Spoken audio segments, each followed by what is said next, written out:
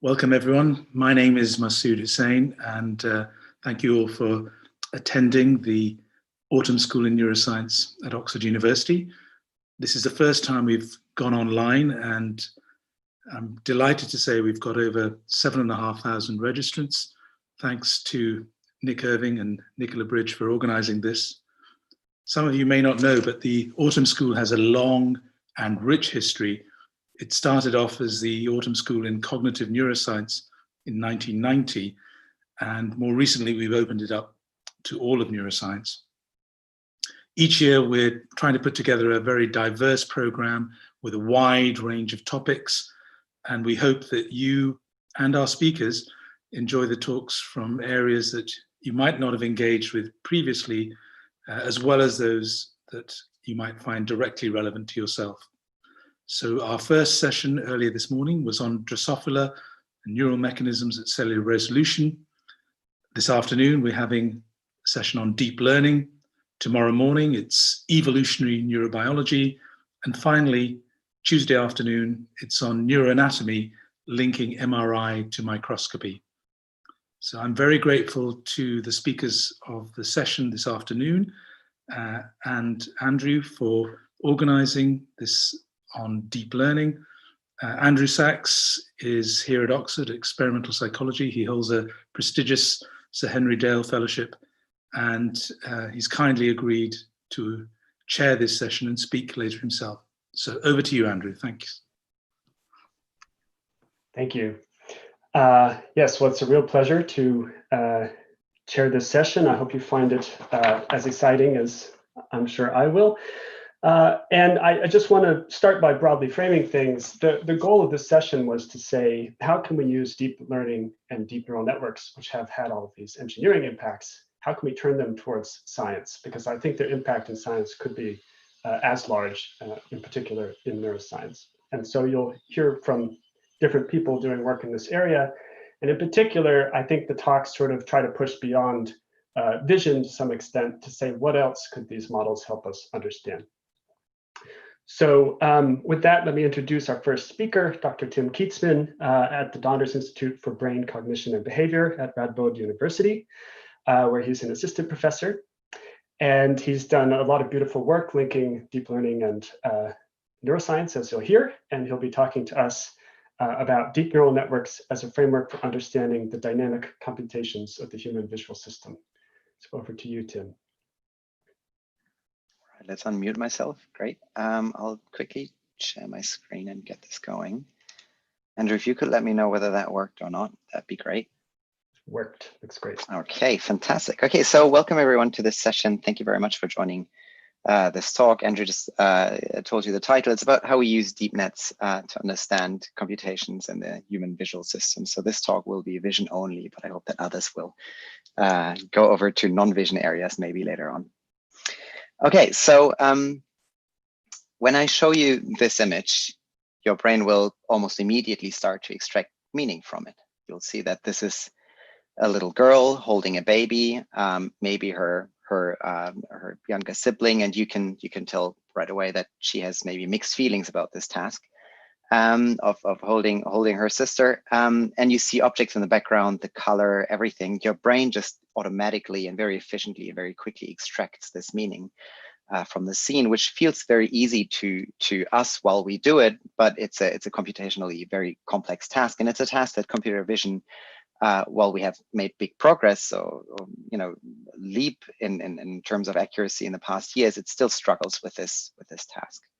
Just to give you a rough idea, when we train deep nets on our EcoSet, which is a categorization task, 565 categories with 1.5 million images each, we need to train a deep net to do this task for about 100 epochs, which would mean that if I sat down with my daughter and showed her one picture with an object each second and said, dog, cat, chair, and so on and so forth, if we did that for 16 hours a day without taking any breaks, it would take us roughly 7 years to finish. So there's something specific about the brain that makes it much better than current computer vision systems.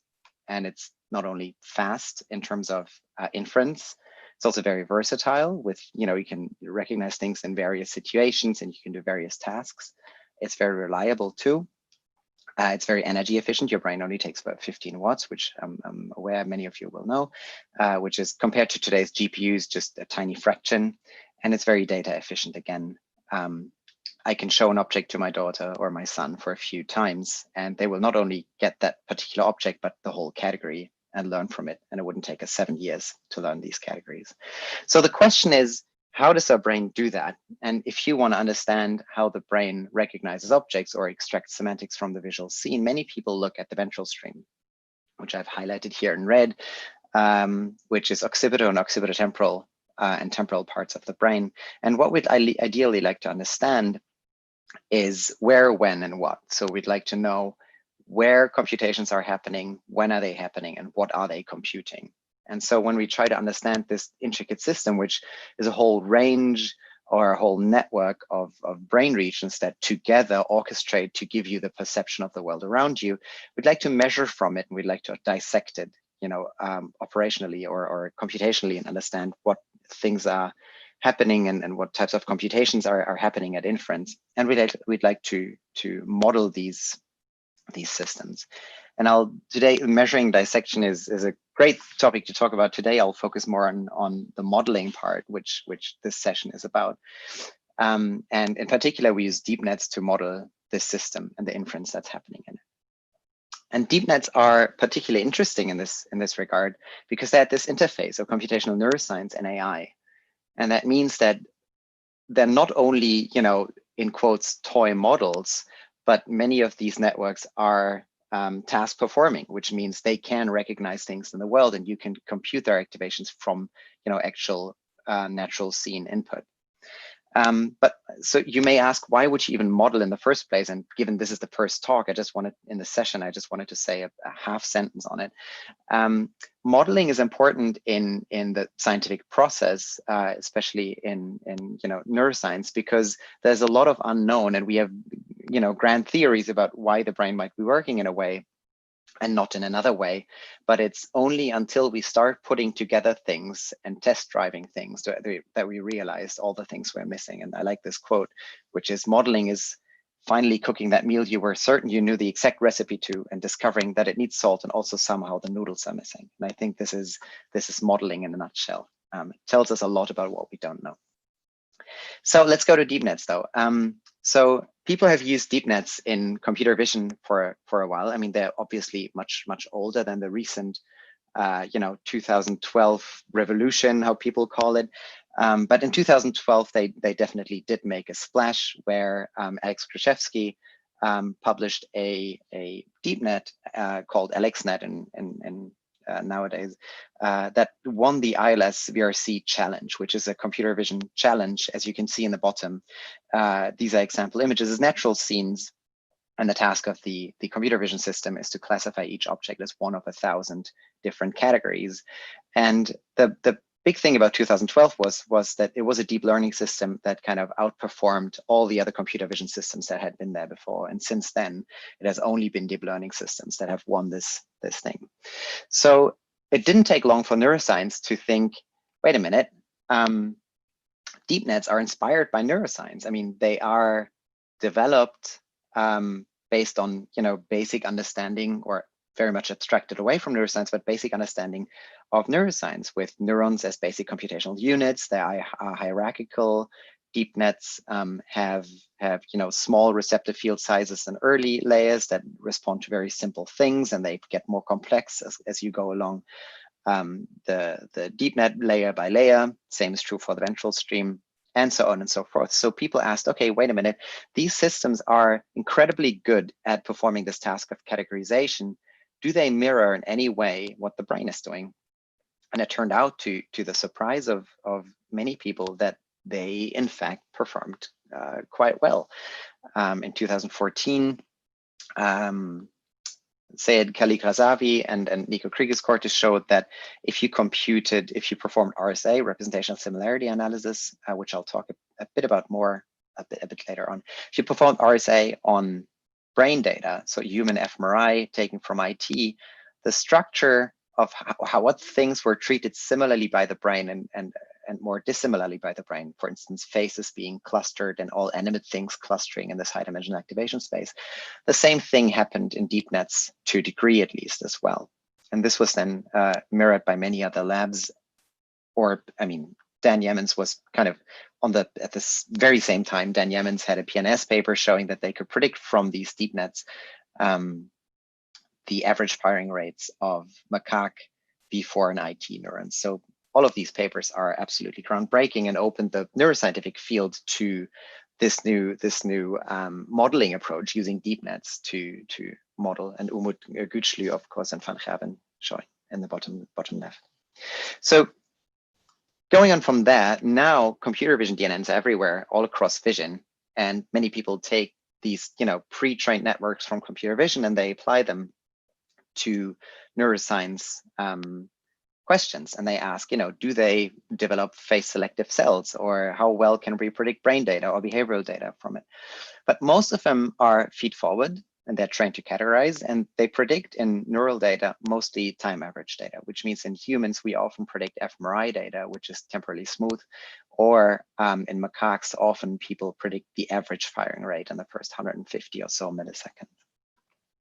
So it's been a while. There's many more deep nets out now that do vision, and with Kate Storrs we went out recently to test whether the newer networks were even better at predicting the brain, and it turned out that that was not the case. If you take a network, and these are 9 different networks, nowadays more people talk about DenseNet and ResNet. Back in the day it was AlexNet and BGG, but basically if you take them as an untrained version and you train them, you get a little better at explaining brain data or mirroring brain data. But once you fit it, so once you start applying linear reweighting to the different network layers, basically what we found is that all of these networks are kind of doing equally good. They're all doing great and they're all doing equally good. So the question is, what are we missing? If all of these different architectures are doing fine, what are we missing? Well, I started out going into this talk saying that we want to know all 3 things: space, time, and content. So the where, when, and the what. And if we do time averages, then we miss the whole time axis. Right. So what we did in a paper that came out in 2019, we went in and said, well, let's take human brains, put them in the MEG, and let's find out about the dynamics of different parts of the ventral stream, early, intermediate, and high level visual areas. And we took data that was made available to us from MIT. People sat in their MEG and they saw 92 different stimuli from animate and inanimate categories. It could be humans, animals, or natural or man-made categories. And in addition to, and then while in the MEG, they saw these stimuli. So we took the channel data, we did source projections to know where in the brain certain patterns emerged in response to the visual presentation of these objects. And then we applied RSA, which means if I show to a given brain an elephant and a pineapple, I can ask for a given brain region at a given point in time, how similar were these pattern responses? And I can remember that as a point in a representational dissimilarity matrix called RDM. And I can do that for all pairs of the 92 stimuli. And what I get is one matrix that shows me how similar the responses of a given brain region were when all these different objects were shown. We call that a representational geometry. And this tells us about which distinctions this brain region cares about in a given time point. So what you get from this sort of analysis pipeline is for many different brain regions, you get these RDM matrices and they're resolved in time at sub-millisecond accuracy. And so this is the data that we want to model. This is the data that we want to work with. Now, this doesn't only have a spatial, but also a temporal dimension because it's MEG and recorded at 1,200 hertz. So when we model things, if you wanted to model this system, it's a caricature system because we only say, early, intermediate, and high level regions. But if you wanted to model this system, then what you would ideally want is you would want one deep network in a given early layer to do exactly what V1, 2, and 3 are doing, and in an intermediate layer to do exactly what these intermediate brain regions are doing. And in the very same network, you would like to do what IT is doing. The problem is that now, once you optimize the network to predict what to behave like V1, if you want, that input has to be fed into the V4 layer as well. So everything has to be orchestrated and working together. And this is the type of network that we're searching for. We'd like to have a deep net that follows the same dynamics as the brain, and then we can use that deep net and play with it and have run in silico electrophysiology on it and lesion it and try to understand the process a bit better. The question is, however, going into this, we've only talked about feed-forward networks. The question is, what network architecture should we be using if this is our task? If you face the challenge of saying you want one network that's kind of mirroring multiple regions along the ventral stream, not only in space, but also in time, what features would you need? And this is a slide that I took from, or that is inspired by Jim DiCarlo, a talk by Jim DiCarlo that I saw at a Bernstein conference. So which features are computationally important? Well, some people might say, well, the neural dynamics are important. And then the next person comes in and says, no, actually, your MEG is not doing any spiking data, right? You see, the joint population response of thousands of neurons. So, but we need to look at spikes. And then the next person comes in and says, no, actually dendritic computation, that's where it's at. So you can't, without that, you can't go further. And then people come in and say, no, actual channel dynamics, that's where it's at. And then protons and so on and so forth. And we, as scientists, we tend to see data with a certain lens that is also informed by what we are currently working on, obviously. But what I stated above are not facts, but these are testable assumptions. So when we use deep nets in this way, often they're not spiking. In many cases, they're feed forward and not dynamic. But we like to use them because they're a system that we can train end to end, and we can test the internal representations and ask, what elements do we need in a top-down fashion for the system to have features that emerge that are like the brain, if you want. Okay, but let's test what type of network is even capable of doing this sort of mirroring of the ventral stream that I talked about a bit earlier, because not clear that a feed-forward network would do the job, right? I mean, vanilla deep nets are out of the question anyways, because they're just feed forward and a given layer doesn't show any dynamics, so we can't use those. But here's the trick as to how we tried to get the models to mirror what the brain is doing. So here's the idea. We call it dynamic representational distance learning, which is a dynamic version of RDL, so representational distance learning. So when I show an elephant and a pineapple to a brain, for a given time point in brain region, I get a distance estimate, which let's say is 0.8. So this is how dissimilar the responses to that elephant and the pineapple were. And I can show the same to a deep net, and it will, my estimate is they're 0.2 different. And we could now say, well, actually, that's not what the brain is doing. The brain is doing 0.8, you're only doing 0.2. So what we realized is that we could derive a gradient from this and use backpropagation to change the weights in the network. So next time it's seeing an elephant and a pineapple, it is in fact closer to the 0.8. Now, you, of course, don't only do that with elephants and pineapples, you do that with the whole RDM. So with all pairs of 92 stimuli, so that ideally, if you use all of these distances as targets, you'll end up with a deep net that is mirroring these distances in its internal representation. It will have learned features that while you execute the deep net on a set of images will have the same representational geometry as what you find in the brain. Now, the trick is that you can now test different network architectures for their ability to mirror brain data. If the model is not capable of doing the transitions that the brain is performing, it'll not be able to fulfill this objective. But if it is capable, it will be able to fulfill this objective. So in addition to testing different network structures, what we can do is we can inject neural data into networks, which is interesting from a computer vision point of view. Can we make deep nets more human-like by injecting brain data into them in this way? That's one of the things we're currently testing.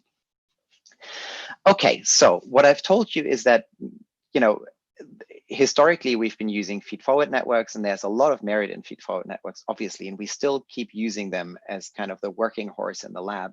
But in this project, we tried to find out if we wanted to look at dynamics, and we estimate dynamics from the metadata that we had, then what type of architecture would we need? And we compared two architecture types. One is a recurrent network, which has bottom-up, lateral, and top-down connections, which you see in the bottom. Is not bacon, lettuce, and tomato, although we choose our color scheme accordingly. So you have this recurrent BLT network, and you have ramping feed-forward models, which means that each unit in the feed-forward model gets a connection to itself, and they can learn a parameter to slowly ramp up their activity over time. You can think of this as sort of like evidence integration. So that gives this feed-forward system nonlinear dynamics as well. But information can never go backwards or laterally. Each unit can only speak to itself. Okay, so I've told you that we showed 92 images to people in the scanner, and now I want to fit a model that has 20 million parameters, and so that can't possibly go well. So what we did to get around this is a little trick. So for each image from the stimulus set, a hand, a face, and so on, we went and downloaded 1,000 or so images from the given category. And now when we train the model, we train it on the brain data, on the distances that we observe in the brain data, but we use this huge 142,000 images training set, which gives us 9.8 billion unique pairs that we can work with to train these models. So we're overfitting on the categories that we showed to the participants, but the networks will never see the actual experimental stimuli while being trained. Now, once we've trained these systems, the feed-forward, so the ramping feed-forward and the recurrent model, we implicitly push them to be as close to the brain as possible. So what we do after we trained them, we show them the same stimuli as what we showed to participants in the scanner. And we test, well, how close, at inference now, how similar is the response in the network to the brain and to different network architectures to the brain. So what we can do first is we can, take the average representational distance, which varies across time and space, and we can look at different models. In black, you see it's 3 columns for 3 different regions, early, intermediate, and high-level visual areas. And in black, you see the ground truth data, so the dynamics that we observed in the brain. And in orange and red, you see the recurrent models, and in blue, you see the ramping feed-forward models. The ramping feed-forward models do show nonlinear dynamics, as you can see here, but after 100 or so milliseconds, they kind of settle in to a steady state and don't change any further. So that's the first indication that feed-forward networks are not they're generally not capable of doing this, but even if you give them recurrent connectivity and the ability to ramp up their activity, even then they can't follow the dynamics that we see in the brain, and we need these recurrent connections to do this. Here's a bit more evidence on this that I don't want to go into too much detail, but this is basically for every RDM movie that we have of a given brain region and the DNN, we take the average correlation to ask, are the patterns of representational geometries the same, even though the average distance changes? And here again, the recurrent models, which are highlighted in color or in filled bars, outperform, feed-forward models that are matched in the number of parameters to the recurrent models, and they also outperformed AlexNet and BGG, which are again a very common workhorse in computational neuroscience.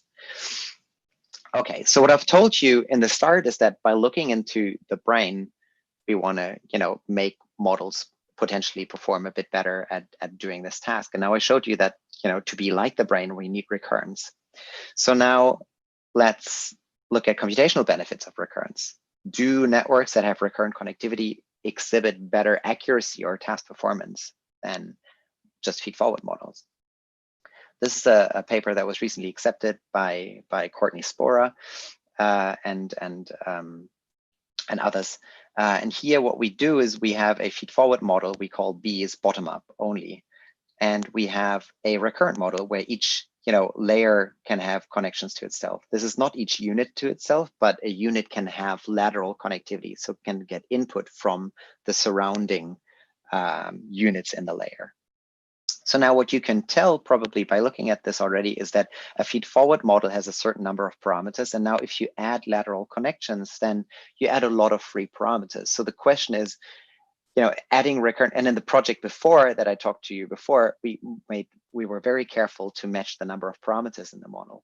Here, this is not yet the case, right? B to BL is just more parameters. So we introduced a bunch of control networks, BK, BF, and BD. BK has larger kernels, BF has more feature maps per layer, and BD is just a deeper model. All of these three have the same number of parameters as the recurrent model. So now what we do is we'll train all of these on a task, let's say ImageNet or ILSVRC, and we'll look at how they perform on the held out test data. And what we observed, mind the cutoff y-axis here, but what we observed is that the recurrent model, BL, outperformed the parameter-matched blue models significantly. It's a small jump here from 62 to 64, so that needs to be noted. But it's consistently better if we add lateral connectivity. So a very nice thing about adding lateral connectivity is that what we can do is that we can stop the recurrent network at different time points, and we can ask, okay, now what do you think the object is that I'm showing you? And we can estimate a given certainty of the network at a time point. If the probability distribution at its output is basically uniform, the network has no clue what it is seeing. But if it's very, very certain that a given category is being visible, then it's it's very certain about its judgment of what category is being shown. So what we did was we cut off the recurrent computations at different time points, and we said, okay, let's change a threshold as to how certain a model should be, which means we compute the entropy of the probability distribution at the output. And if it's uniform, then the network has no clue. And by changing this threshold, we can make the model take longer, but become more and more certain. And what you see here in this yellow to red curve is that if we lower the entropy threshold, which means that we want the model to be more and more certain, in fact, accuracy does go up and then saturate. At the same time, of course, we need more floating point operations. The network needs to run a bit longer. So one thing that people say when they see this, or said when they saw this, was, well, okay, so your recurrent model is better, but now it takes longer than the feed-forward model because you need to take time into account. So what we could do was we took the feed-forward control models and we plotted them.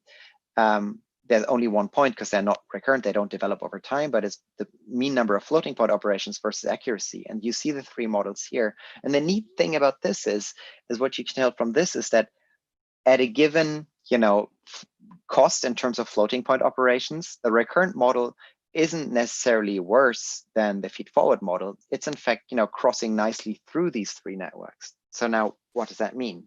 That means that at a given time point, or at a given number of average number of floating point operations, the recurrent model is as efficient as the feed-forward model. You can just choose to make it run longer to get better at the task. Okay. If we now have a model that is getting better at performing the task as time progresses, can we use that to model human reaction times? Again, closing the loop between the artificial and the biological system. So this is what we did next. We took a data set from Jan Charest, who had collected reaction times in an animacy detection task. So people see an object and then they need to respond as fast as possible, whether something is animate or not. And then again, half of the stimuli are animate and roughly half of the stimuli are inanimate. Now, what we can do is we can take part of the data and we can fit a threshold, again, an entropy threshold, and then show these images to the network and say, just tell us whenever you're certain. And we take the number of operations that the network took as its reaction time. So I hope that I made that's clear enough. So what we can do now, again, this is all cross-validated and clean, but what we can do is we can ask, okay, how well can a recurrent model mirror the human reaction time data? And what we do is we compare it to how well other people can mirror a given observer's reaction times. So this is our our noise ceiling, if you want. So we asked, how does the group of n-1 participants predict the reaction times of the nth person? So that's our gold standard, and we compare to that. What you can see here in white is the performance of humans predicting humans. And in red, you see two recurrent networks, two BL networks trained on EcoSet and ImageNet or ILS-VRC. And they're doing a decent job. What we can do in addition is we can take the control models again, and we can play the same game, but we're not playing it in time. So we can't cut off different time points in the feed-forward network because it only has one time step. But what we can do is we can cut off the computations at different network depths, and we can train a readout for every one of these layers and ask, how deep in the network would I have to go to get at a certain, certainty, and then do the same game as with a recurrent model. And although everything else is the same, the feed-forward model, here's a bunch of models from the computer vision literature and our control models. All of these feed-forward models were significantly worse than our recurrent models in predicting human behavior. Okay, so this is an interim summary, which is close to the end, but I want to, tell you about one other project in the remaining 7 or so minutes. So we think recurrent connectivity is key for modeling neural dynamics and for modeling human behavior. It's quite neat that these recurrent systems give you kind of reaction times for free. You don't need to do, separate readouts that, you cut networks at different depths, or you take distances from the hyperplanar. So they are recurrent, so they have a temporal dimension that you can use. And recurrent connectivity gives you better bang for the buck, if you want. So they give you better usage of parameters in computer vision tasks. And that's what I showed you earlier, saying that the feed-forward models that were parameter matched to the recurrent models performed worse at the task. Okay, so final little project before I'm looking forward to your questions. And this, by saying little project, I'm doing a big misjustice because it's been a huge project in the lab. So a lot of the models that we train are trained on ILS-VRC, which is the ImageNet large scale visual recognition challenge. This is 1,000 categories with about 1.3 thousand images each. The thing is, so what we do, and this is not blaming others, what a lot of people do, including us, is taking this data set, training a deep net on it, and then testing how good it is as a model of vision, of human vision. But this is, this was born out of computational convenience, if you want, because AlexNet and such were there. They were pre-trained, and they were trained on this data set. But the thing about this data set is it's not meant as a neuroscience resource. It's meant as a computer vision challenge. And for example, out of 1,000 categories, there's 120 different types of dog. And if you go in and you look a bit closer and try to find people in it, because we know in the ventral stream of the primate brain, there's a lot of areas that prefer faces and body parts over other stimulus categories. You see that the categories that have a lot of faces in them are fish, shown to the left, which is because a lot of fish have people holding them up as their catch. So if anything, that the deep net will learn that it should associate faces with certain type of fish. It's groom and it's scuba diver, but that's about it. So we went in and we wanted to remedy that. We wanted to give computational neuroscience a new resource that they could train their deep nets on and make them maybe a better model of human vision. So we came up with EcoSet, which took us now 3 years or so. It's built upon linguistic usage. So the idea is that we take nouns from the English language that describe concrete objects. So like house, man, car, not democracy, love, or romance. It's something concrete, so you can visualize it. And it's the most frequent words, frequent spoken words as estimated from subtitles in movies and TV series. So we took the most frequent and most concrete nouns in the English language. We took the ones that are describing basic level categories, and we went out and searched for images for them, removed duplicates, and so on and so forth.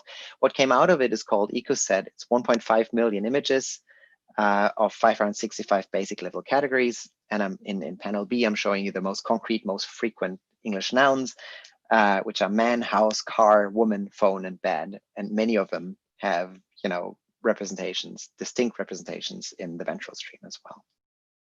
I should add that EcoSet will be, so Reviewer 2, if you're listening, please let us publish this.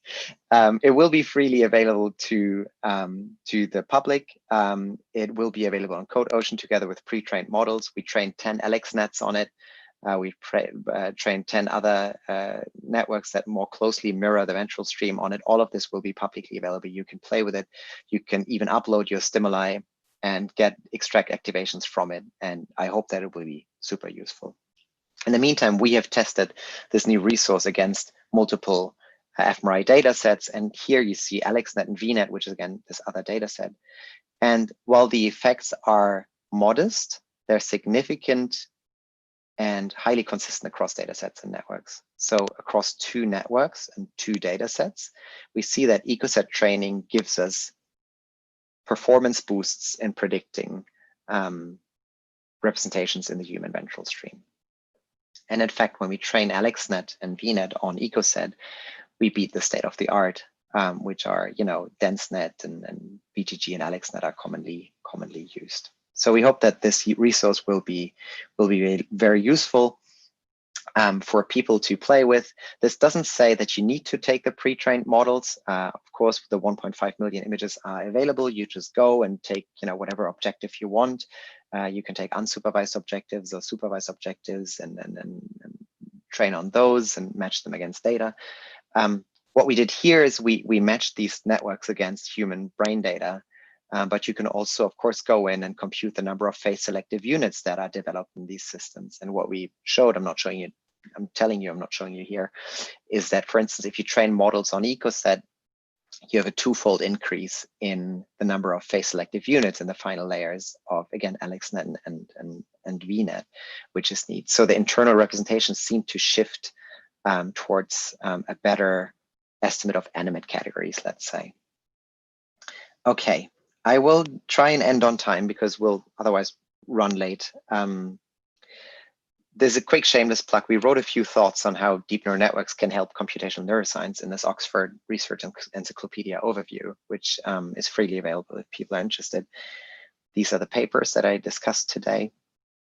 And I would like to thank the lab and all of you 590 people here on Zoom and people on YouTube for listening. And I'm happy to take your questions. Thank you very much. Thank you so much, Tim, for a beautiful talk. So I now invite you to submit your questions through the chat, which has been open to you. Only I will be able to see it. So if you're wondering where it went, don't worry, I can see it. And you have to be in the Zoom webinar. Let me start. All right, lots of questions about EcoSet. When will EcoSet be available, as well as the pre-trained models? It's been uploaded to CodeOcean for quite a while, but we struggle with reviewers at the minute. So the current status is that it's at CodeOcean. It is, if you knew the link, it would be completely available to you, but it's currently a reviewer only copy.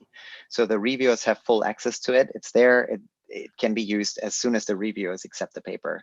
You can go and play with it. Okay. Which hopefully will be soon. Yeah. Yeah.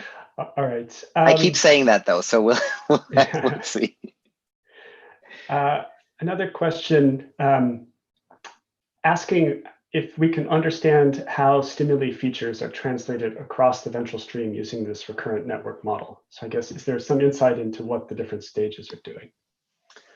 That's a good question. So at the minute, the only thing that we're showing, and at the minute, what we're showing is that the dynamics of the representational geometries are mirrored in the recurrent models if we force them. Well, that is a big disclaimer. If we force them to be like the brain, they are like the brain, but you need the recurrent connectivity to be like the brain. I think that's a very short version of it. We don't know the actual features, so we haven't done any in silico electrophysiology or feature visualization on these networks to see whether the features that emerge are like the brain. What we have done though is in the project, wait, I'm trying to get there. in this project. When we train the BL model, what we do is we look at, for the first layer of the network, we're still able to look at the connectivity profiles. And we did a large scale analysis of the connectivity profiles and found that the system developed center surround suppression and so on and so forth. So there were a bunch of features that are mirrored from early visual areas that we also observe in these systems. And these are, this is accepted, this is coming out soon, but it's also freely available as a preprint. So if you're interested, these features are visualized in the preprint and discussed. Great. There's a huge number of excellent questions. It's a shame we don't have more time, but I'll just do one more before we move on. I appreciate them. I find this one somewhat provocative. Do you see the complete conversion of brain mapping research into deep neural network algorithms in the future? Ooh. No. No, I think I should say no. No, I also mean it. I think there's something to be said about structural elements that we're currently missing from many, if not all, deep nets. I think there's a whole lot to learn about connectivity profiles, about structural elements and structural connectivity and where things end up, like why are certain feature selectivities where they are. We can learn a hell of a lot. You know, if you learn that you know, FFA were connected strongly to motor cortex, which, you know, this is just a complete nonsense. But it, you know, if that were true, then we would learn something about the visual system, and we would have to have completely, you know, virtual reality systems interacting with the world, having a body, you know, so on and so forth. So with simple vision deep nets, that won't happen anytime soon. I mean, the human brain is embodied. There's no way around it, and so these maps are super helpful. Great. All right, thank you very much. I think we should move on in the interest of time. So next up, we'll hear from Dr. Rebecca Jackson at the MRC Cognition and Brain Sciences Unit at the University of Cambridge. Dr. Jackson did her PhD at the University of Manchester, where she received the Frith Prize from the Experimental Psychology Society for her thesis. And she's now a British Academy postdoctoral fellow at Cambridge. And she'll be talking to us about reverse engineering the neural architecture for controlled semantic cognition. This talk will be, it was pre-recorded, so you'll see it coming from a slightly different person, but Dr. Jackson is with us to answer questions. And I should have said this to start, but questions will come at the end. You will have the chat enabled if you're in the webinar just at the end, and you can submit your questions to us there. So without further ado. Hi, I'm Becky Jackson at the Cognition and Brain Sciences Unit in Cambridge. I'm going to talk to you about reverse engineering the neural architecture for controlled semantic cognition. So let's start by asking what I mean by reverse engineering, as this methodological process could be applicable to any domain. I'm simply asking what architectural features or building blocks should be included in the network that's responsible for a particular domain, so that it can achieve its function well. To determine this, we'd need to decide what we believe the core functions of the system are. Then we'd need to consider what building blocks may be present within the system, which we can do through consideration of the literature. When we have these two aspects, we're able to build a series of computational models which systematically vary the presence or absence of these building blocks and assess how this affects the model's ability to perform the core functions of the domain, showing us which building blocks are helpful and which are harmful to the system's goals. This gives us a possible way to build a good system for completing this function. And then we can ask, does the cortical system have the same architectural features? Is the brain solving this engineering problem in a similar way? For the rest of the talk, I'll apply this method to gain insight into the architecture of the neural system for controlled semantic cognition. First, I'll take you through the core functions of the semantic system and why this may be a particularly hard test case to consider. So by semantics, I mean the multimodal conceptual knowledge or meanings that you access whenever you encounter an object or an animal in any sensory modality. So you might see a piano, hear the word piano, or hear piano music. And whichever of these happens, you'll access the same meaning of a piano regardless. Why is this a difficult problem for the brain to solve? Well, one important reason is the competing demands of control and representation processes. The semantic system must form stable representations by generalizing across time and across sensory modalities. We have to abstract across time because every instance of every object you see is different. For instance, all of these pianos are different, but we distill information from these instances to understand where the boundary is, at which point an object is or isn't a piano, even when a piano happens to look like a pig or a chair happens to look like a piano. We must also combine information from different sensory modalities to construct meaningful representations.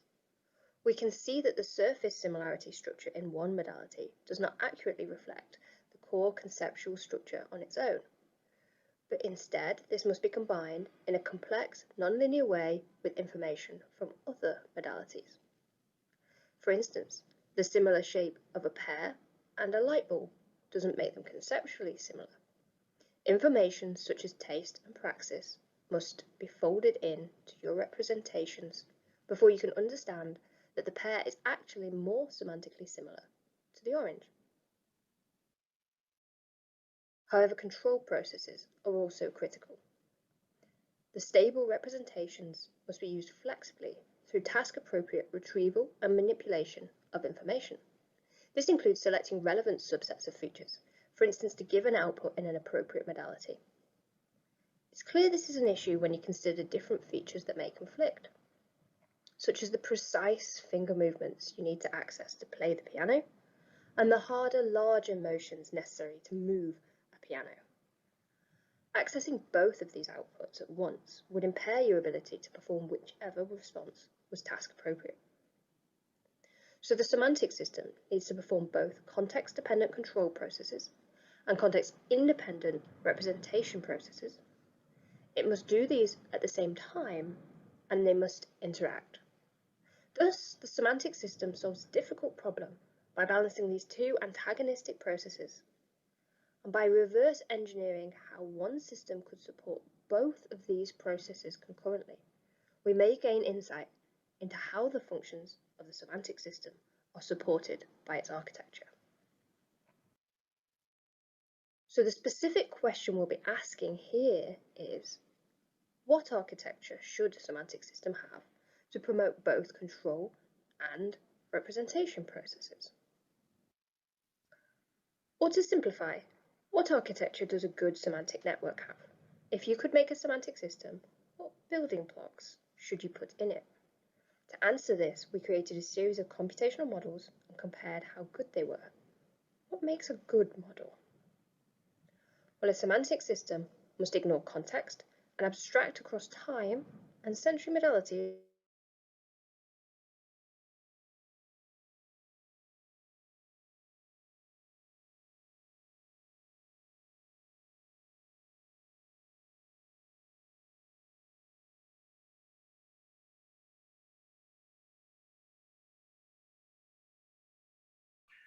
Apologies there. It looks like we've had an issue, but we will try to restart things just as soon as we can.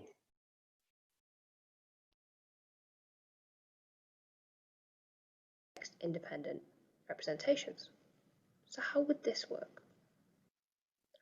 Well, to know how well a model extracted it, we'll need to know what the context-independent structure in the model's environment is. So let's just make one up. Here is the environment structure we used. Each row is a separate concept. Each column is a feature. They are split into 3 fictional modalities. If a cell is black, that feature is present. If not, it is absent. This structure is designed to reflect the core phenomena of our environment, as each modality has a surface structure, and yet there's a distinct conceptual structure shared across the modalities. The model is presented with the features of a concept in a single modality and told the modality in which to output features. This is kind of like performing different tasks with the same concept. So for instance, this is concept 1. On a given trial, you could be presented with this concept in modality 1 and be expected to produce an output in modality 3. And if you imagine that modality 1 is the image of the concept, and modality 3 is its auditory label, then trials with this context are synonymous to picture naming. Whereas in another trial, you could go from input in modality 3 to output in modality 2, which could be synonymous to hearing the name of an object and then miming its action. The important thing is that the correct output always needs to be both the correct concept and the correct subset of task-relevant features. Responding in all modalities would be task inappropriate. And as we know the structure in the environment, we can gain a direct measure of how well a model has abstracted this context-independent conceptual structure. We first make a matrix based on how similar each trial is in the environment based on the concept, but not the context information. And then we compare this to a matrix of how similar the trials are represented in the model. If the model has abstracted the task-independent conceptual structure, then these two structures would be very similar, giving us a very high conceptual abstraction score. This is like using representational similarity analysis to know whether the model is doing a good job at extracting the underlying conceptual structure in its environment. So now we can build some different models of semantics and see which are good and which building blocks we'd want in our semantic system.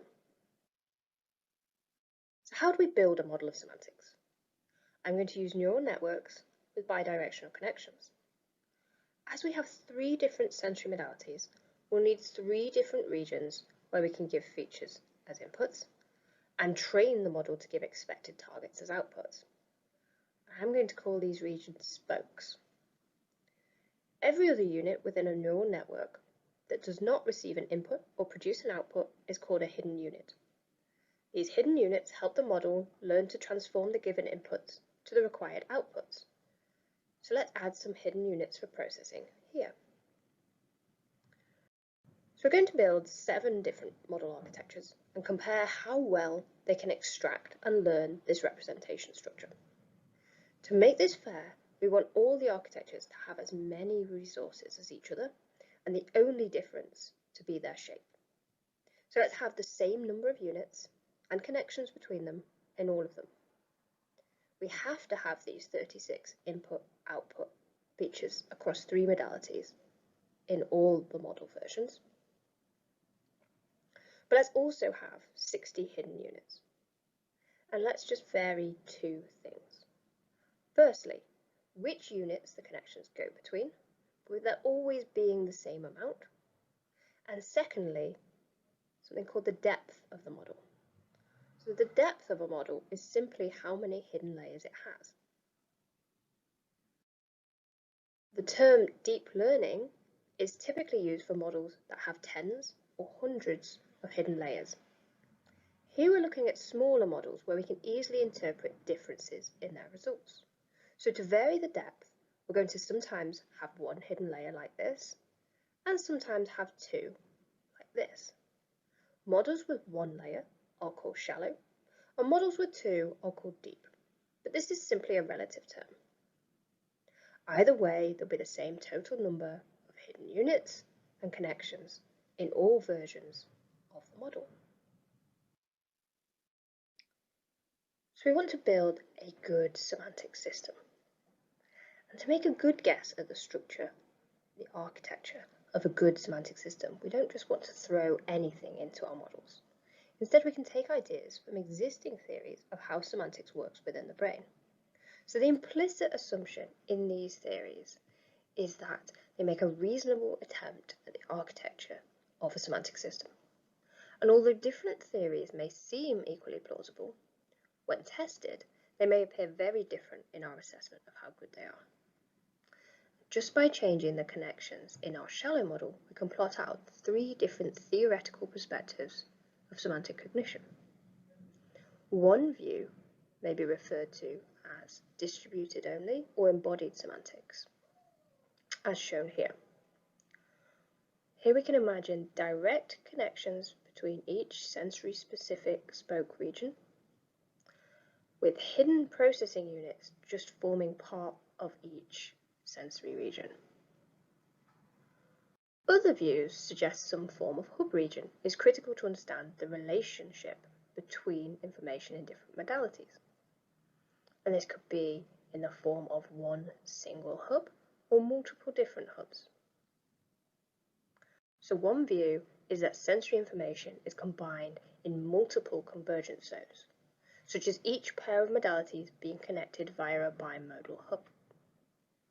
Alternatively, there may be a single multimodal hub that connects together the information across all modalities, as in the hub and spoke view of semantics. This gives us our first two building blocks. By contrasting the first and second architectures, we can see the effect of adding bimodal hubs. And by contrasting this architecture with the next, we can see the effect of the hub being multimodal. So we've made three different shallow architectures just by varying the connections. The other thing we said we'd vary was depth. What happens if we add in a second hidden layer to our model? Well, this layer, shown in orange here, is just one region that receives inputs from all the different sensory modalities.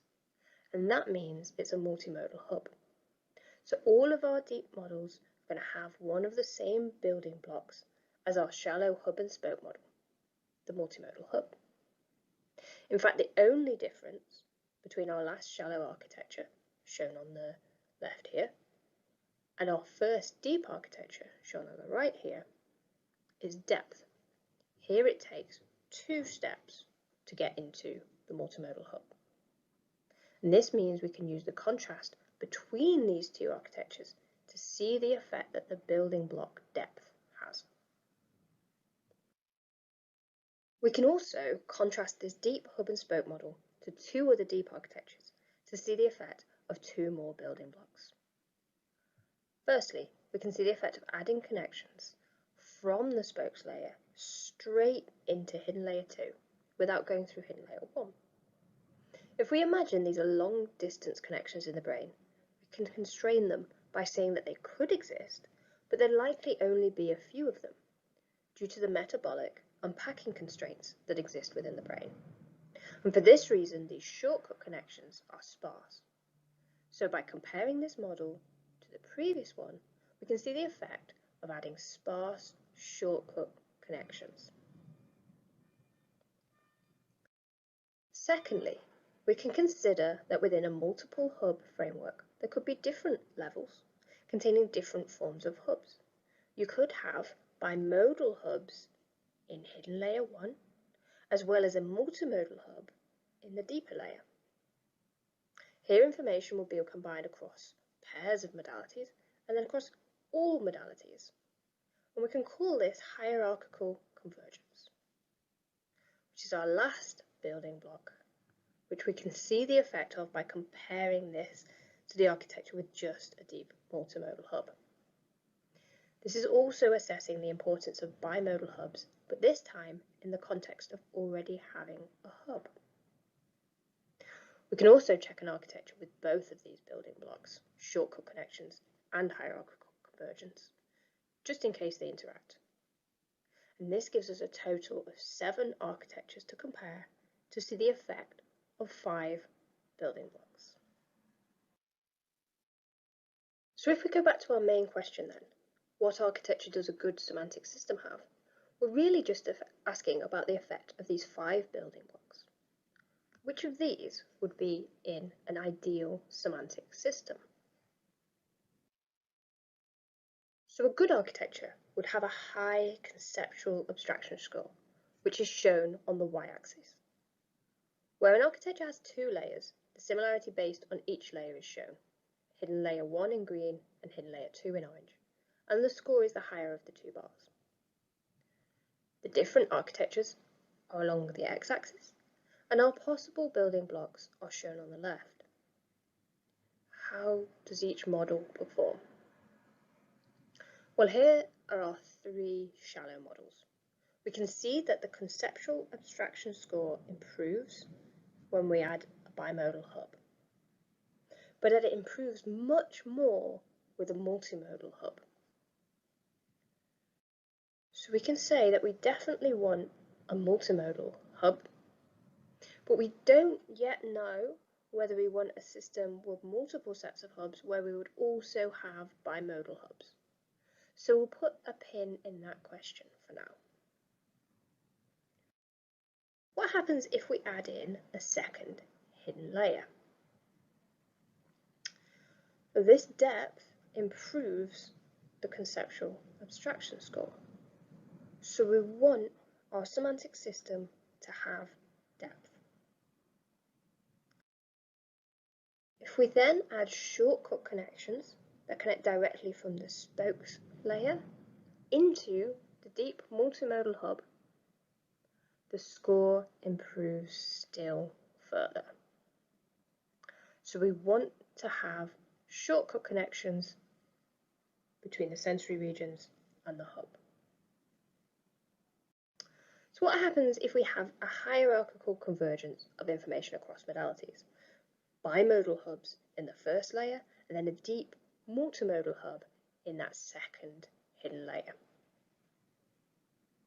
Well, this is actually far worse than simply having one multimodal hub.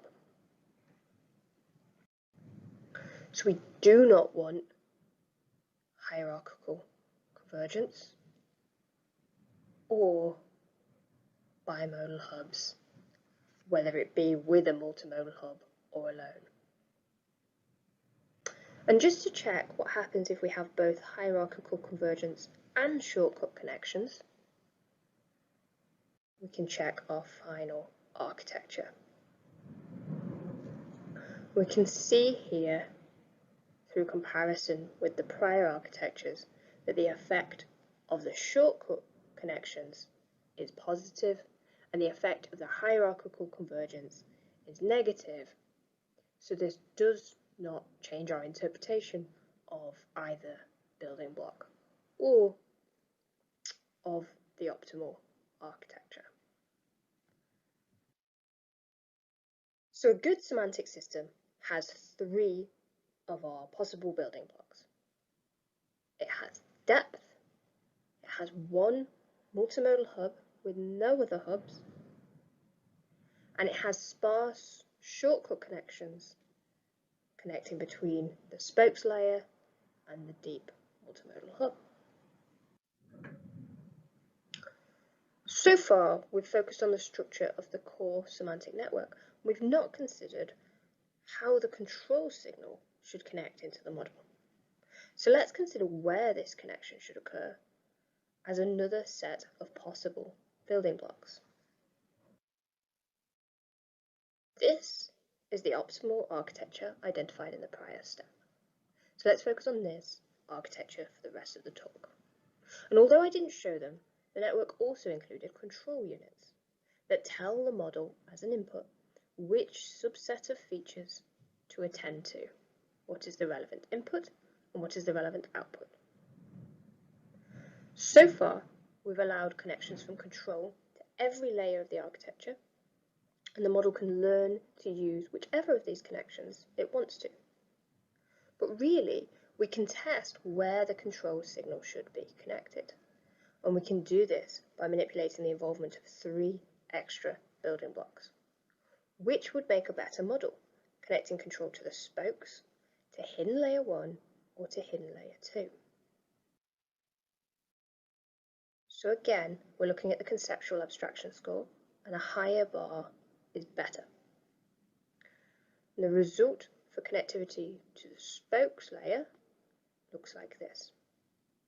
The result for connectivity from control to hidden layer 1 looks like this.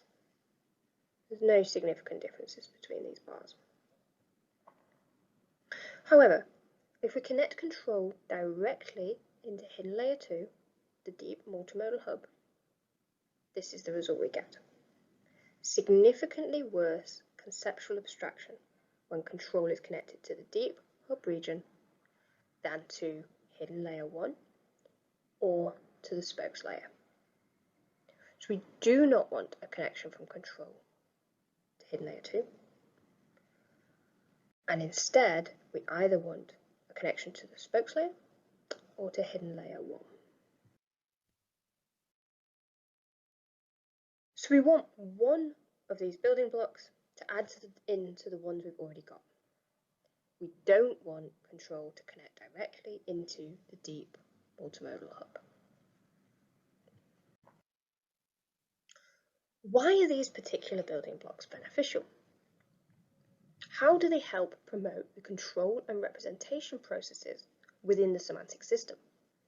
Well, to understand a structure based on relationships between features in different sensory modalities, it's necessary to bring information together from all the modalities in one place to find their underlying relationships, meaning that a multimodal hub is necessary. This is known as the convergence principle. Once we have a multimodal hub, each beneficial building block or architectural feature is promoting a relative specialization for control in the shallower regions towards the spokes and representation in the deep hub. And this specialization is only possible if the multimodal hub is deep and it's helped by the addition of shortcut connections. The connection with the control signal must be set up to allow this functional specialization by not bringing context directly into the hub. If control directly connects to this hub region, it has to be represented here in order to influence the rest of the model and give out a task-appropriate response. This disallows the deep hub from representing the context-independent conceptual structure that it would otherwise specialize to do. So for a good model, the control connection must be elsewhere. Overall, the reverse engineering process identified a way to balance the needs of control and representation within the semantic system through the promotion of relative functional specialization of these processes in different regions. So we've considered what architectural features we'd want to put in an ideal semantic system. But how do those relate to those found within the brain? Does the cortical semantic system solve the difficulties of controlled semantic cognition in the same way? Is there evidence for these building blocks within the brain? There are many different forms of evidence we can and have used to assess the similarity between the reverse engineered model and the cortical semantic system. I'll briefly review these here. Most simply, we can assess the anatomy to see whether it fits with the proposed building blocks. This shows high concordance. The ventral anterior temporal lobe is a multimodal hub for semantic cognition. This was first shown on the basis of neuropsychological evidence, but has since been demonstrated using convergent methods. The transformation from perceptual information in the spokes to conceptual information in the hub appears to be a graded, multi-step process, supporting the idea of a deep system. There is also evidence of white matter tracks that could constitute shortcut connections between the visual spoke and the anterior temporal lobe hub, although the functional significance of these shortcut connections has not been previously specified in theories of the cortical basis of semantic cognition. The connections between control and representation regions have not been well elucidated, and so here the model provides clear hypotheses for further testing by specifying that the control regions should not directly connect into the anterior temporal lobe hub.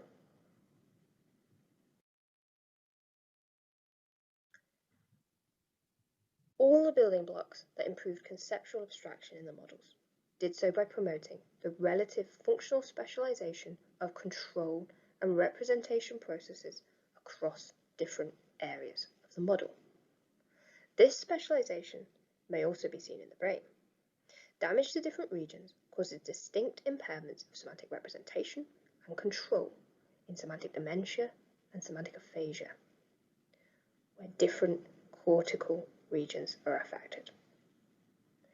Different regions are activated in imaging studies focused on control and representation processes. Another way to assess the model is to consider whether damage to different regions could produce the distinct impairments of control and representation seen in semantic dementia and semantic aphasia. To simulate this, damage was added around the multimodal hub to simulate a representation impairment, and noise was added to the context signal to simulate a control disorder.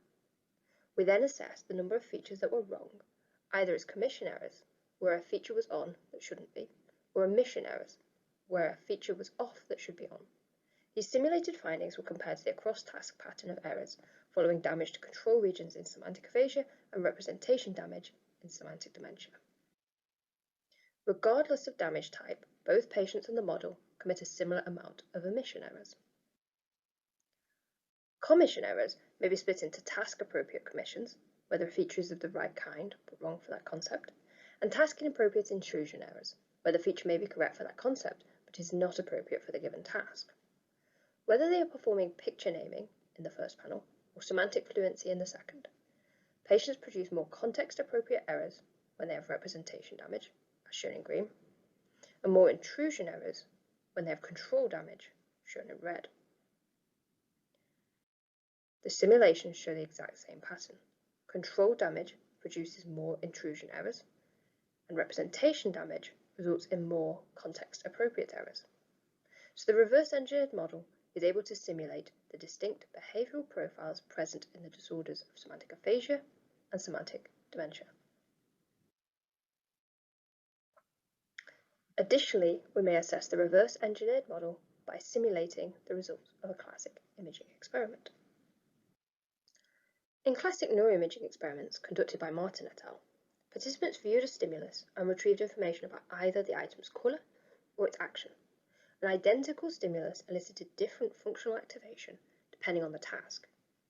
Colour retrieval engaged regions just anterior to colour perception areas, shown in red here, whilst action retrieval engaged regions just anterior to those involved in motion perception, shown in green here. To see whether the reverse-engineered model explains this effect, we contrasted activation for each hidden and output unit across two different tasks using the same input but differing outputs, which we can consider to reflect a colour task and an action task. In the spokes layer and hidden layer 1, there were differences between the two tasks, with the colour task preferentially activating the colour spoke and nearby processing units, and the action task preferentially activating the action spoke and associated processing units. The first spoke, where the stimuli was presented, and the deep hub were involved equally in the two tasks. All of these effects are consistent with the original findings, successfully simulating task-dependent activation of spoke regions. The model may also be tested to assess whether it can account for more recent evidence reflecting dynamic shifts in functional connectivity across the semantic network. Recent evidence suggests that functional connectivity between the anterior temporal lobe hub and modality-specific regions changes depending on the information required for a task. In this fMRI study by Wang et al., participants viewed faces and judged either social status or personality traits. Functional connectivity between the anterior temporal lobe and the fusiform face area, where the face stimuli was processed, did not change by task. However, functional connectivity was greater for the status-related spoke in the inferior parietal lobe in the status task, and greater for the trait-related spoke, posterior cingulate, when a trait-related output was required. The exact same pattern of changes was identified within the reverse-engineered model. Input was always presented to the first spoke, considered to reflect face processing. Output was required in either modality 2, status, or modality 3, traits. Functional connectivity between the hub and face spoke did not vary, but connectivity between the hub and the status and trait spokes did, replicating the experimental finding. Thus, while structural connectivity remains constant, the effects of task context on unit activations accounted for task-dependent dynamic functional connectivity. Combining the various different forms of evidence strongly suggests that the reverse engineered model has parallels with and can help us understand the architecture of the cortical semantic system. The simulations thus suggest that the cortical anatomy of semantic cognition can be understood as balancing the competing demands of representation and control processes.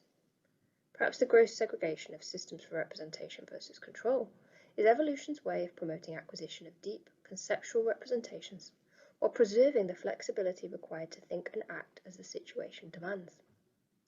This accord between the optimal simulated model and the brain also lends support for the utility of reverse engineering approaches. For more information, all this work is available on bioRxiv using the link here. Thank you for listening.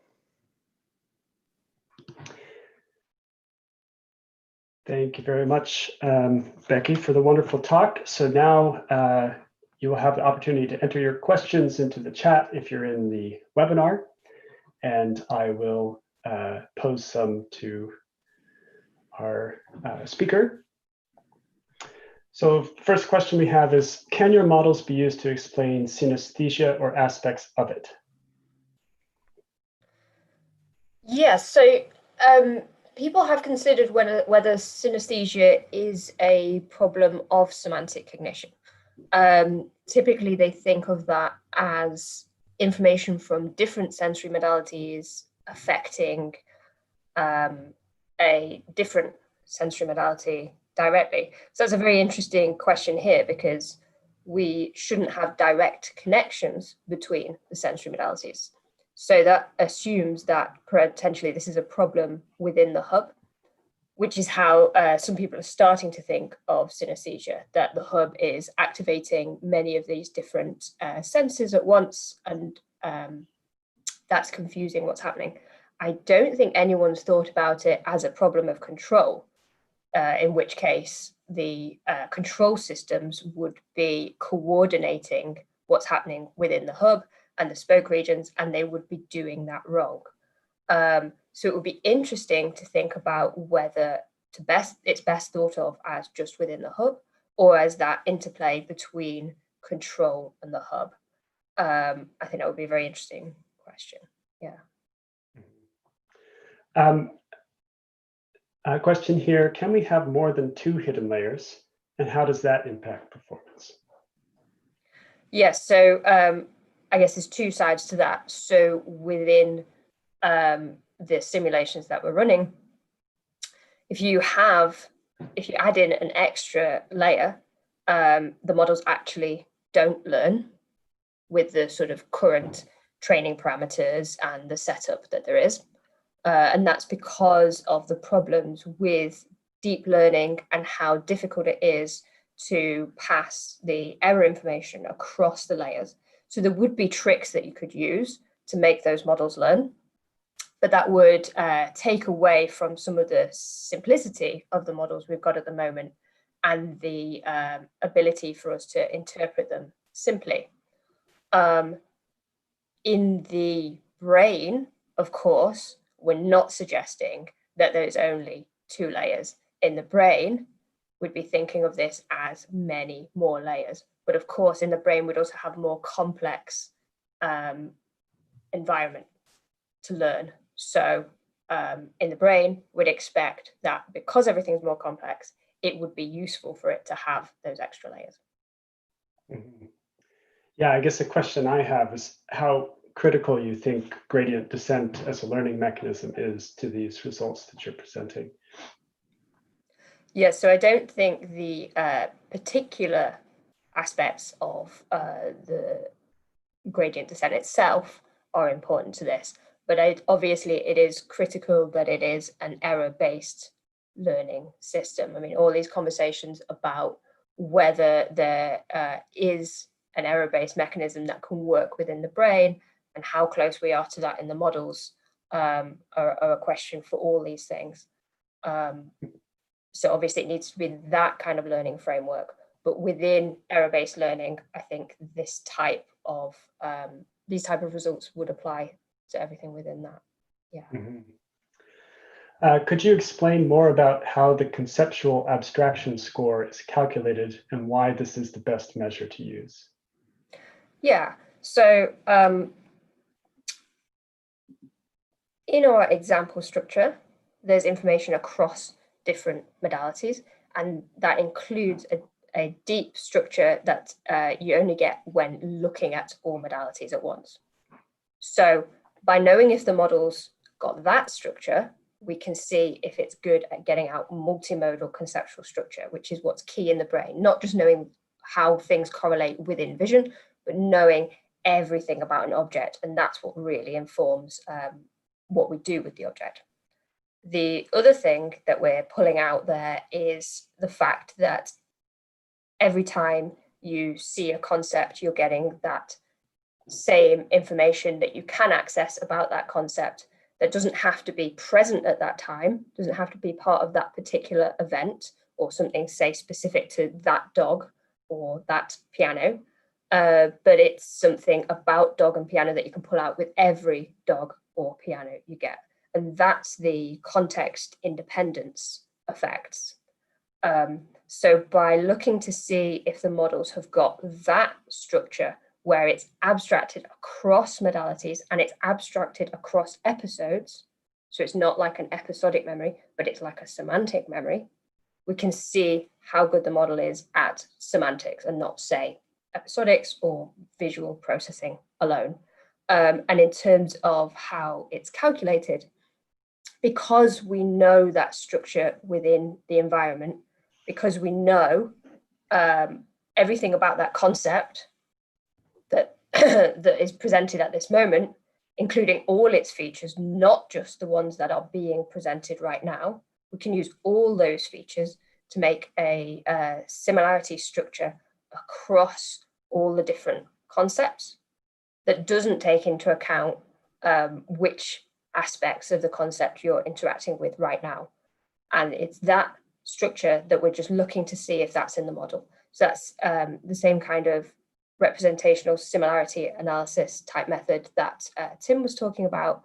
Because we know the structure that we're expecting in a model, we're simply taking the representations from the model on each of the different concepts and seeing how similar they are to each other and whether that similarity structure reflects the known structure across the concepts that we have, or whether it's more reflecting things like, am I getting this in modality 1 now, or am I giving it out in modality 2? So it's simply a correlation between the representations in the model and the representations that we're hoping to find within the model.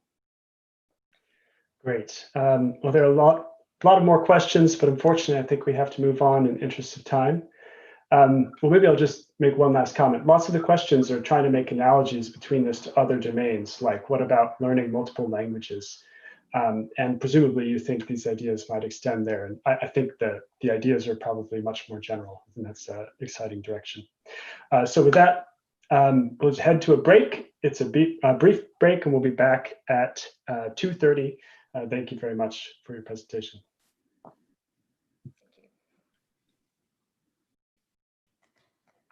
As our next speaker in the session, Andrew did his PhD in Stanford, went on to Harvard, and now is running the Neurotheory Lab in Oxford.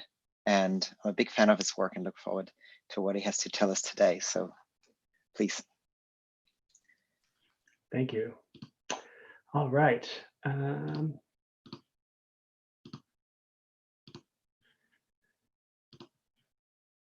Can you see that?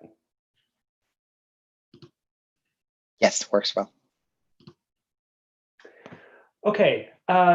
So as you've heard from the sessions beforehand, which I hope you enjoyed as much as I did, deep neural networks have been used in lots of different contexts to explain many different phenomena.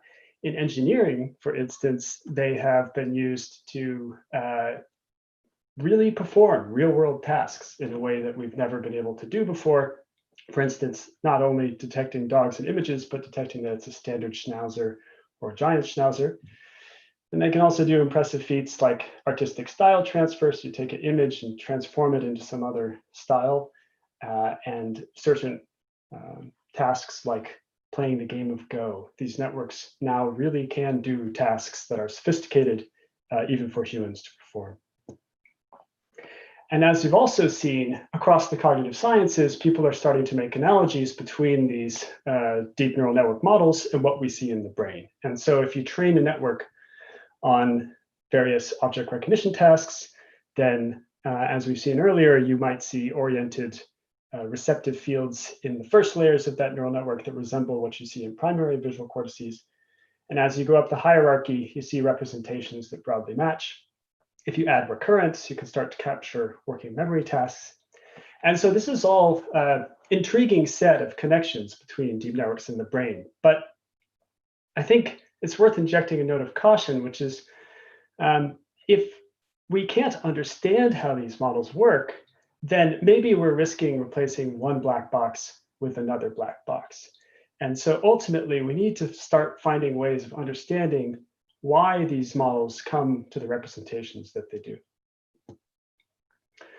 And I think in particular for the brain sciences, it's important that we pursue these theoretical questions, because for science, performance is not the end of the story. We want understanding. It's sort of the key, one of the key top-level goals of science. And also, in order to make effective predictions that would actually falsify theories, it's nice to have good, crisp theoretical insight so that if we do collect some data, we would know that it could really knock down the theory that we're interested in testing. And so my view of this is sort of what we need is something like the following. The way that we would specify a deep neural network model is we usually specify some training environment, what we're going to feed the model as the task. We specify some architecture, what the neurons are going to compute, how they're interconnected, and a learning algorithm, maybe something like gradient descent. And then you put it into this black box and you turn the crank with a computer, and out of this emerges the internal representations that these networks will have and how fast they'll learn and their generalization performance. And so the task of theory is to formalize relationships between the left-hand side and the right-hand side, saying, how does task structure, for instance, come to shape internal representations and so forth? So this is a stiff challenge for theory. What I'd like to talk about today is some new results that managed to get some insight into training dynamics in nonlinear networks. And so I'll have to go through that in a bit of detail so that you can sort of see what's going on. And then with those results in hand, I'll show some applications to biological data, in particular, contextual processing. All right. So to start with, let's start with a very simple nonlinear problem. This is the XOR task, and it has a storied history in machine learning and neuroscience. It consists, you can solve it with a network that looks like this. You just have two inputs, x1 and x2, and you have 4 training examples that live at the points of this square. And what you're supposed to do is compute the exclusive OR. So if both examples are positive, then you give a positive value. If both examples are negative, you give a positive value still, and negative values for these off-diagonal elements. And so this is a very simple task, but it has shaped the history of the field. When Frank Rosenblatt introduced the perceptron in the 60s, there was a lot of excitement about single neurons that could learn to do tasks. And this sort of came to a crashing halt when Minsky and Papert published a proof showing that a perceptron cannot solve this problem. So that led to AI winter. And then there was a resurgence of interest in neural network models when the backpropagation algorithm came around from Rumelhart, Hinton, and Williams in 1986, which showed that nonlinear networks could solve this task. But again, that demonstration was using computer simulations. So you had to turn the crank on a computer, and you could see that the network solved the task. But ever since then, we haven't really had insight into exactly the representations that the network learns and the dynamics that it uses to do it. So let's try to understand how these networks learn a simple nonlinear task like this, and then we'll slowly build up to more complex setting. Well, the difficulty in analyzing these networks is the nonlinearity. So a deep network, you have inputs to come over here, They flow through weighted synaptic connections. And after each time you apply these nonlinear functions f, which are sort of modeling the transfer function from input currents to firing rate, and they're really what make things hard. So to start with, I'm going to take you through a simpler model, which we'll use as a sub-piece in building up these solutions to the nonlinear network. And this is a deep linear neural network. And all we're going to do is strip out all of the nonlinearities throughout this model. So we just have a multiplication of a bunch of these synaptic weight matrices. And I won't take you through the details of these solutions, but the important fact to know for the purposes of this talk is that we have exact solutions in certain cases for how these networks will come to solve tasks. And by that, what I mean is sort of illustrated in these plots is we can simulate the model shown here in this purple curve on a computer, or this dotted line is just an equation, one explicit equation, which describes this whole learning trajectory for this deep linear network. And we know exactly what statistics govern that learning trajectory. And so it gives us a lot of insight into what these networks will learn. It's not just the training error. We can also predict what every weight will do in the network. And because we know what all of the synaptic connectivity is doing, you can ask whatever question you want about how the internal representation will evolve over time. And as one example of how you can use this, we've sort of looked in this paper at some links to human semantic cognition and development. And there's just a couple points that are important for this talk about these dynamics. The first is once you add depth to these deep linear networks, you see a qualitative change in the nature of the solution. In shallow networks, you just get exponential approach to a low good training error, whereas in deep networks, you often get these plateaus with sharp transitions between them. And each of those transitions arises when you learn one little subpart of the overall problem that you're meant to learn. And so if I zoom in to just one of those subpieces, it's driven by dynamics that look like this. They have a sigmoidal shape. So this is the strength with which you've learned one of these subparts. And the important fact here is just that we know when this transition will occur.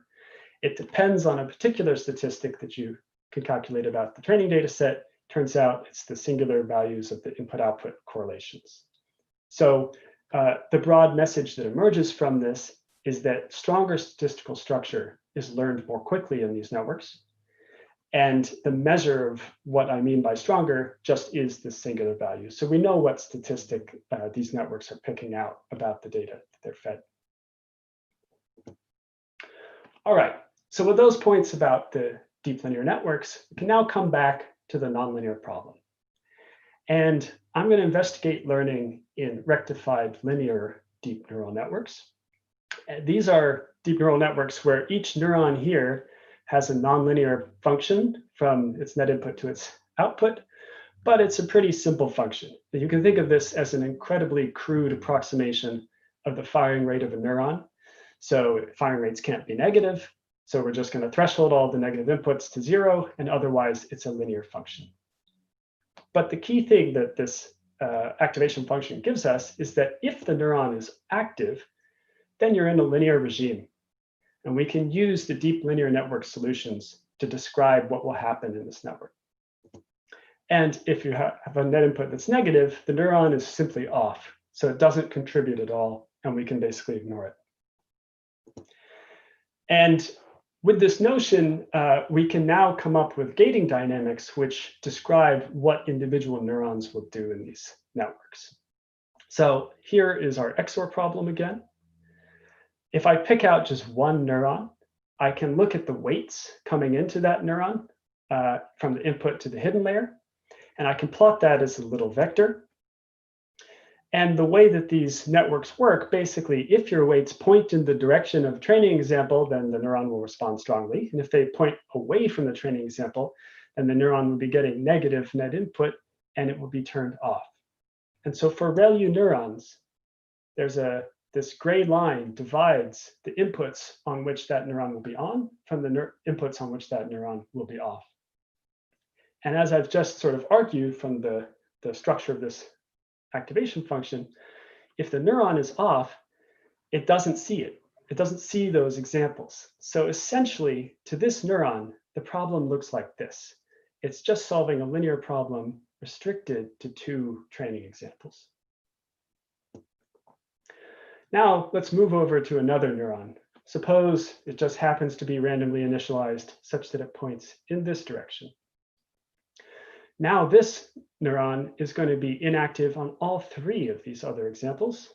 And so from its perspective, it essentially is solving a linear task with only a single example as its target. And so the dynamics of these systems, basically the way that we'll solve the nonlinear problem is by looking through all of these subsets of the data and finding which subsets will learn most quickly, and then that is our prediction. Now there's one little wrinkle I have to tell you about, which is a self-consistency condition. So because we know what the linear dynamics are, we can compute if we train this neuron for a long time, we know the weight vector it will end up with. So it's facing this one item, it's going to learn a longer weight vector pointed at that item at long time. And what you can see is that that longer asymptotic weight vector still points at this one neuron. It's still off for the other 3. So this is a self-consistent solution. By contrast, if we come over to this neuron, you can see that it's initially pointed at these 2 items, it's supposed to be positive for one, negative for the other. The asymptotic solution for this case happens to point in this direction. And so as learning proceeds, this neuron will rotate towards its asymptotic solution. And at some point, it will deactivate on this neuron. And then it's looking at a new problem with just this one active item. And so the original configuration was not self-consistent, and this would not drive the dynamics of the learning process. So with this idea, we can now sort of formulate the principle at work in certain cases in these nonlinear networks. And it's essentially a race. So I'll call it the neural race reduction. And the idea is at initialization, you have lots of neurons. They're pointed in all directions. Each one is sampling a different subset of the training examples. And for that subset, you can compute the largest singular value. And the neurons that correspond to the largest self-consistent singular values will win the race. And the dynamical trajectory is described by the deep linear network solutions of the race winners. And you just add them all together. OK, so let's look back at the XOR case and see how this provides a solution. So for the XOR case, you could imagine, so what I'm showing you here is training right after initialization. So I've got 1,500 neurons. They're all clustered right near the origin, but they do point in different directions. It's just hard to see. And so a neuron that's pointing up would see, for instance, these 2 examples. We've seen that's not self-consistent, so it won't win the race. Whereas a neuron that's pointed over in this direction, seeing just one example, and so it can win the race. And in fact, if you go through all possibilities, that is the winning, the race winner in this case. And so when we simulate the model, what we see is 4 cell types emerge over the course of time, and they point individually at each of these examples as the error decreases with a sigmoidal trajectory. And we can describe this trajectory theoretically. So again, the blue curve here is not from a simulation at all. It's just a mathematical formula that I can plot. And it describes what happens in these simulations of large networks initialized with small weights. And the essential structure of the solution, it also describes all of the specific weight vectors. You get 4 different types of neuron, one tuned to each example. And there are lots of neurons tuned to the same examples. It's a massively redundant solution here, but basically the overall sum of all of these neurons has to equal the asymptotic weight vector from the linear solution. All right. Now, if this idea only solved the XOR task, it wouldn't really be giving us much, but I'll show you that it can extend to some more interesting cases.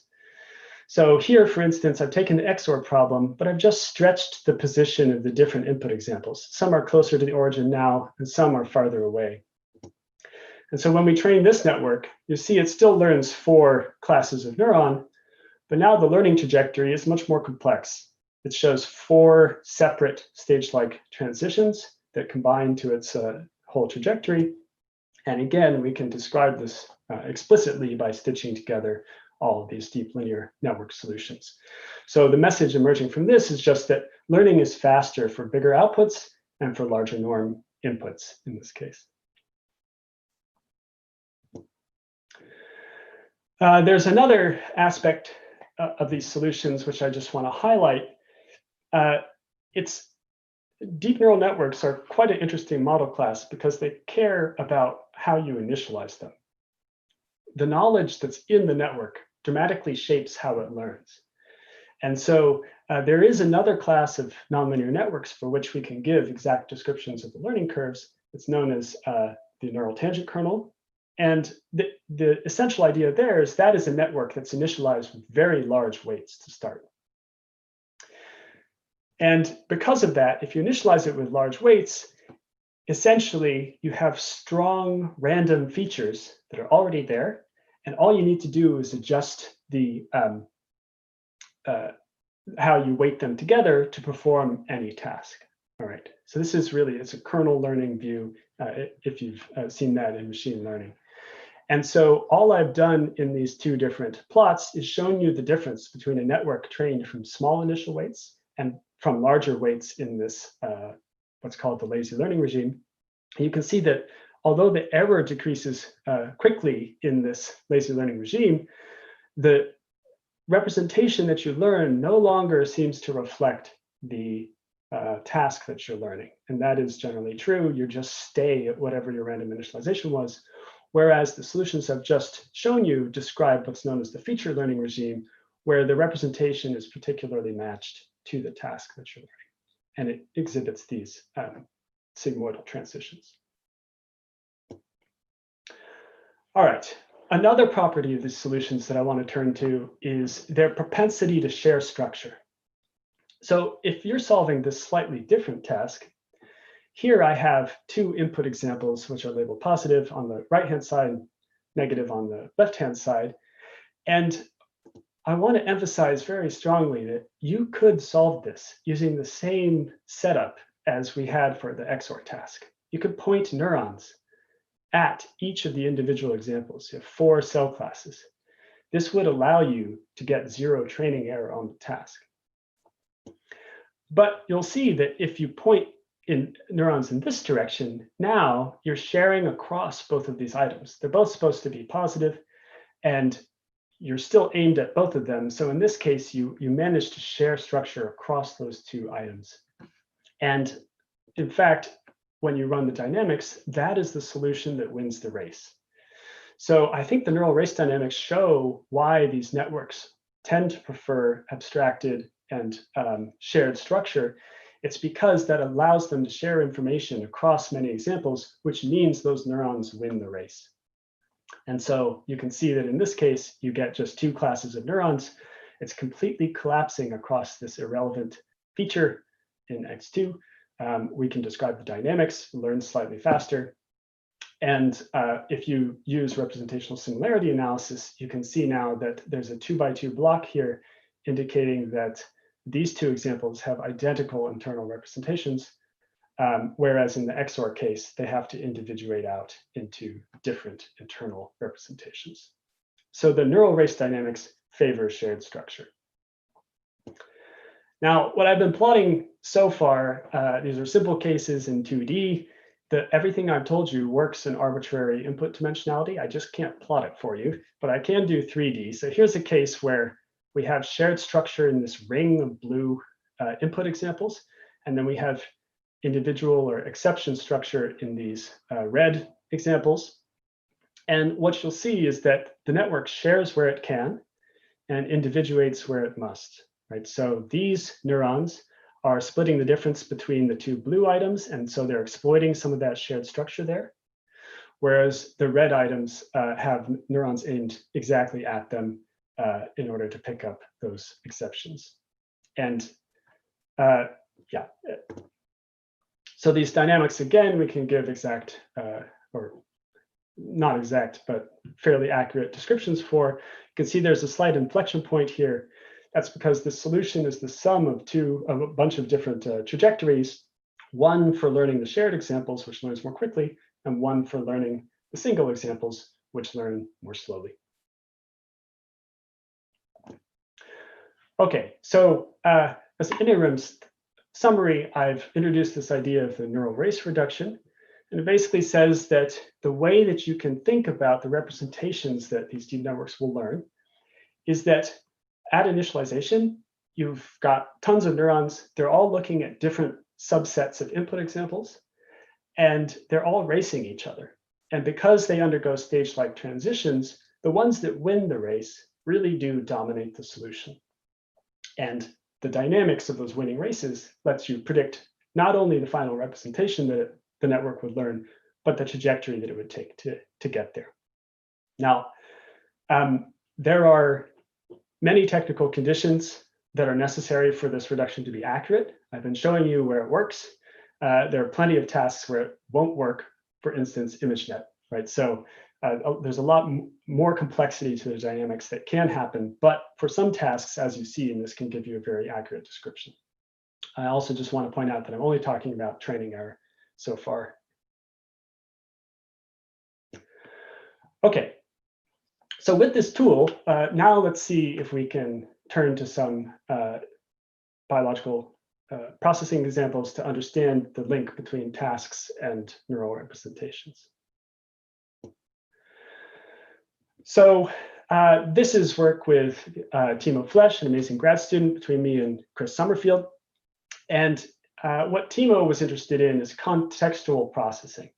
So oftentimes we get some input that we have to treat in different ways depending on some other context. And his version of this is this 2D space of stimuli. So you've got these trees, they vary in their leafiness and their branchiness. And you're asked whether you want to plant individual trees in a north garden or a south garden. And these two gardens are the context here. And the idea is that in the north garden, the relevant distinction is leafiness. So you get rewards for very leafy trees. Whereas in the south garden, the relevant distinction is branchiness. You get rewards for the very branchy trees. So this is a context-dependent classification. And we can ask how the neural network would learn to represent this. And then we'll measure representations using fMRI and see how they stack up. Okay, so what does the neural race reduction predict? Well, it predicts that you have 4 classes of neuron. And let me just go through to sort of orient you to this geometry here. So here I have the leafiness axis, the branchiness axis, and then the third dimension is a context signal, switches you between them. And these 4 items are forming a plane at the top. These 4 items are forming another plane at the bottom.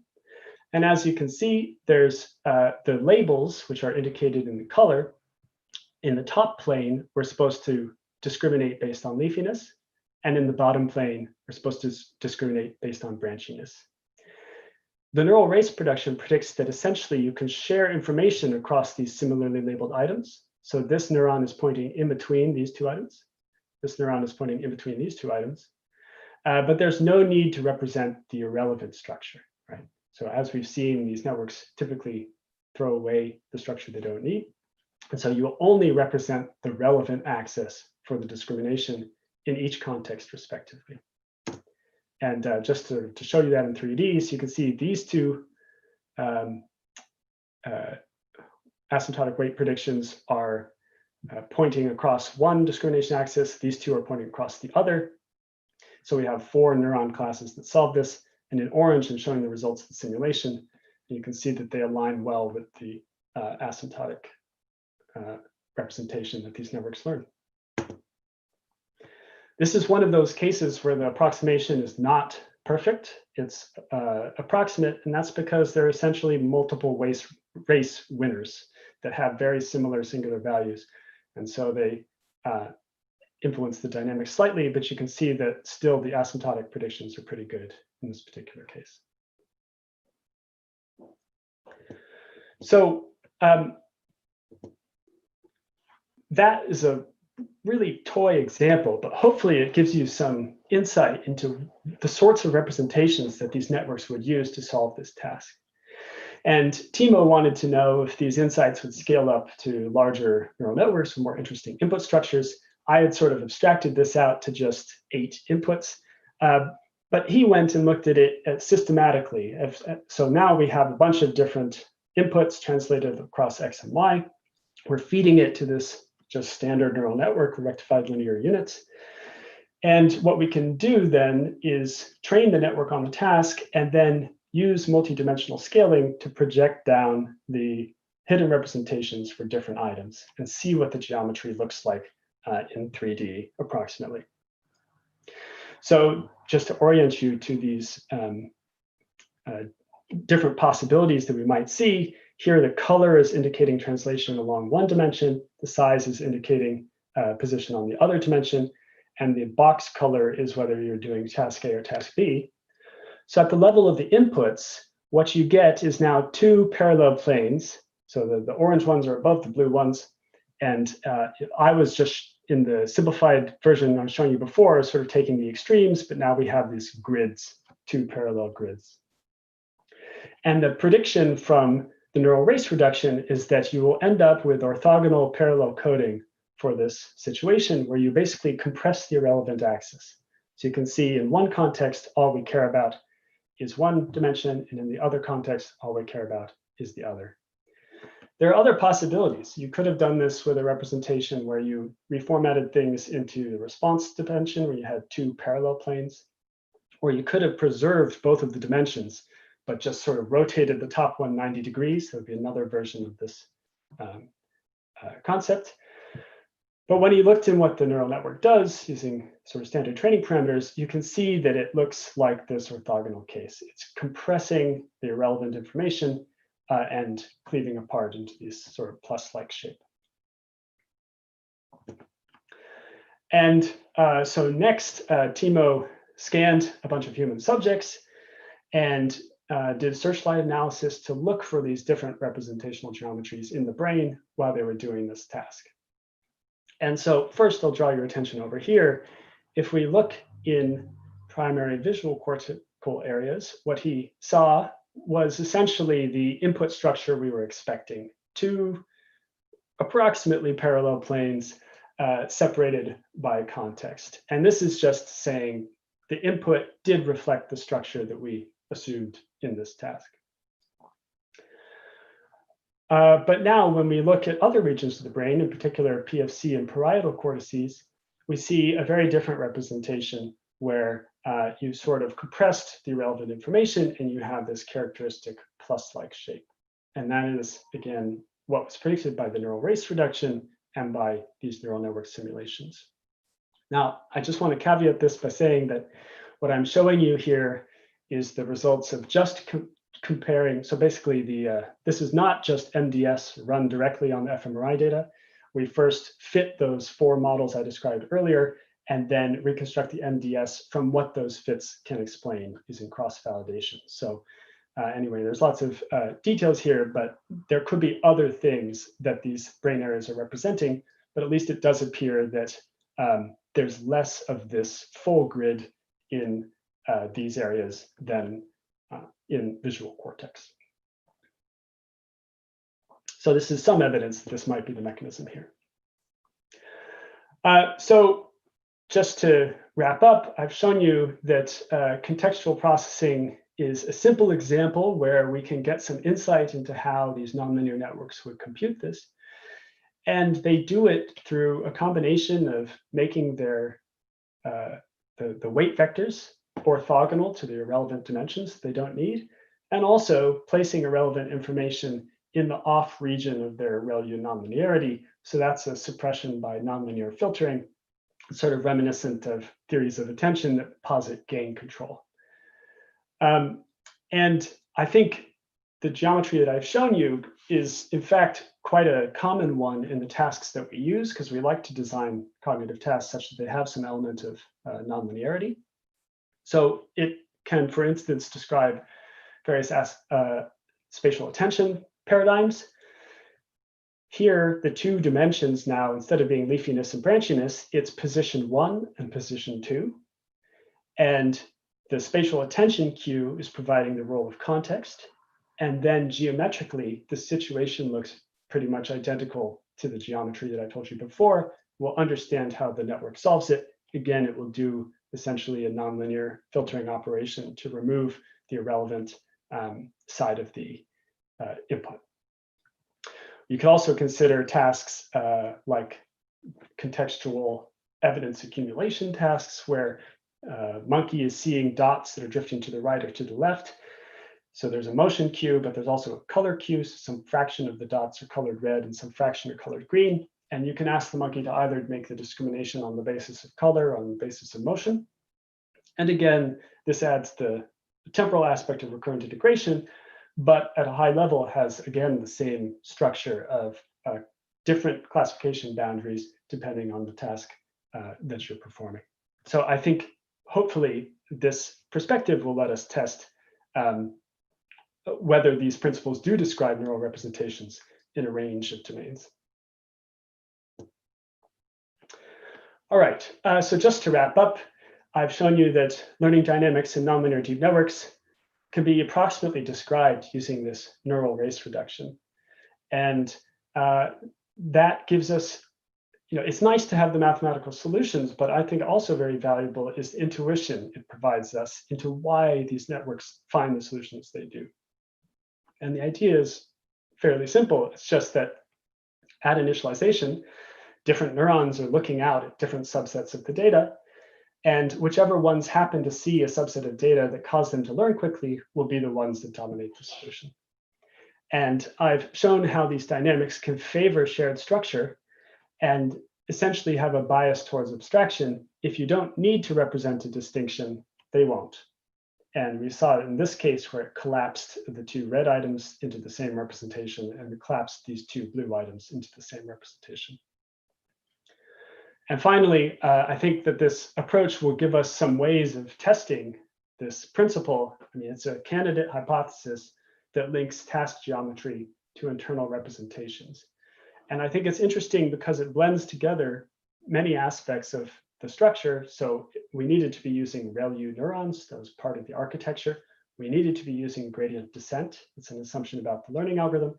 And then we need to see how the task geometry will come to be represented in the neural network.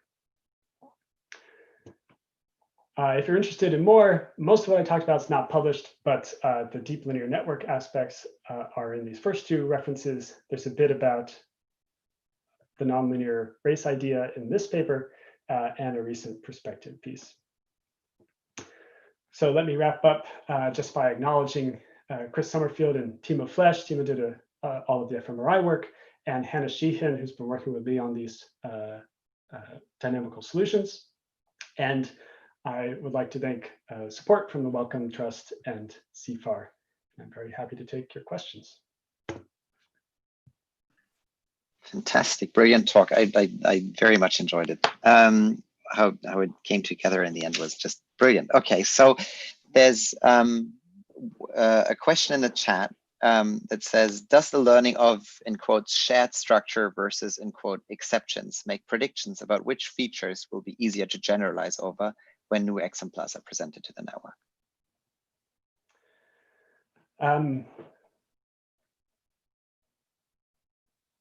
I think so. The only reason I'm hesitating is that everything I've told you about is training error. So it's like you have all of the data up front. But I suspect it would transfer into a generalization benefit, as you're saying. Yeah. Fantastic, thank you.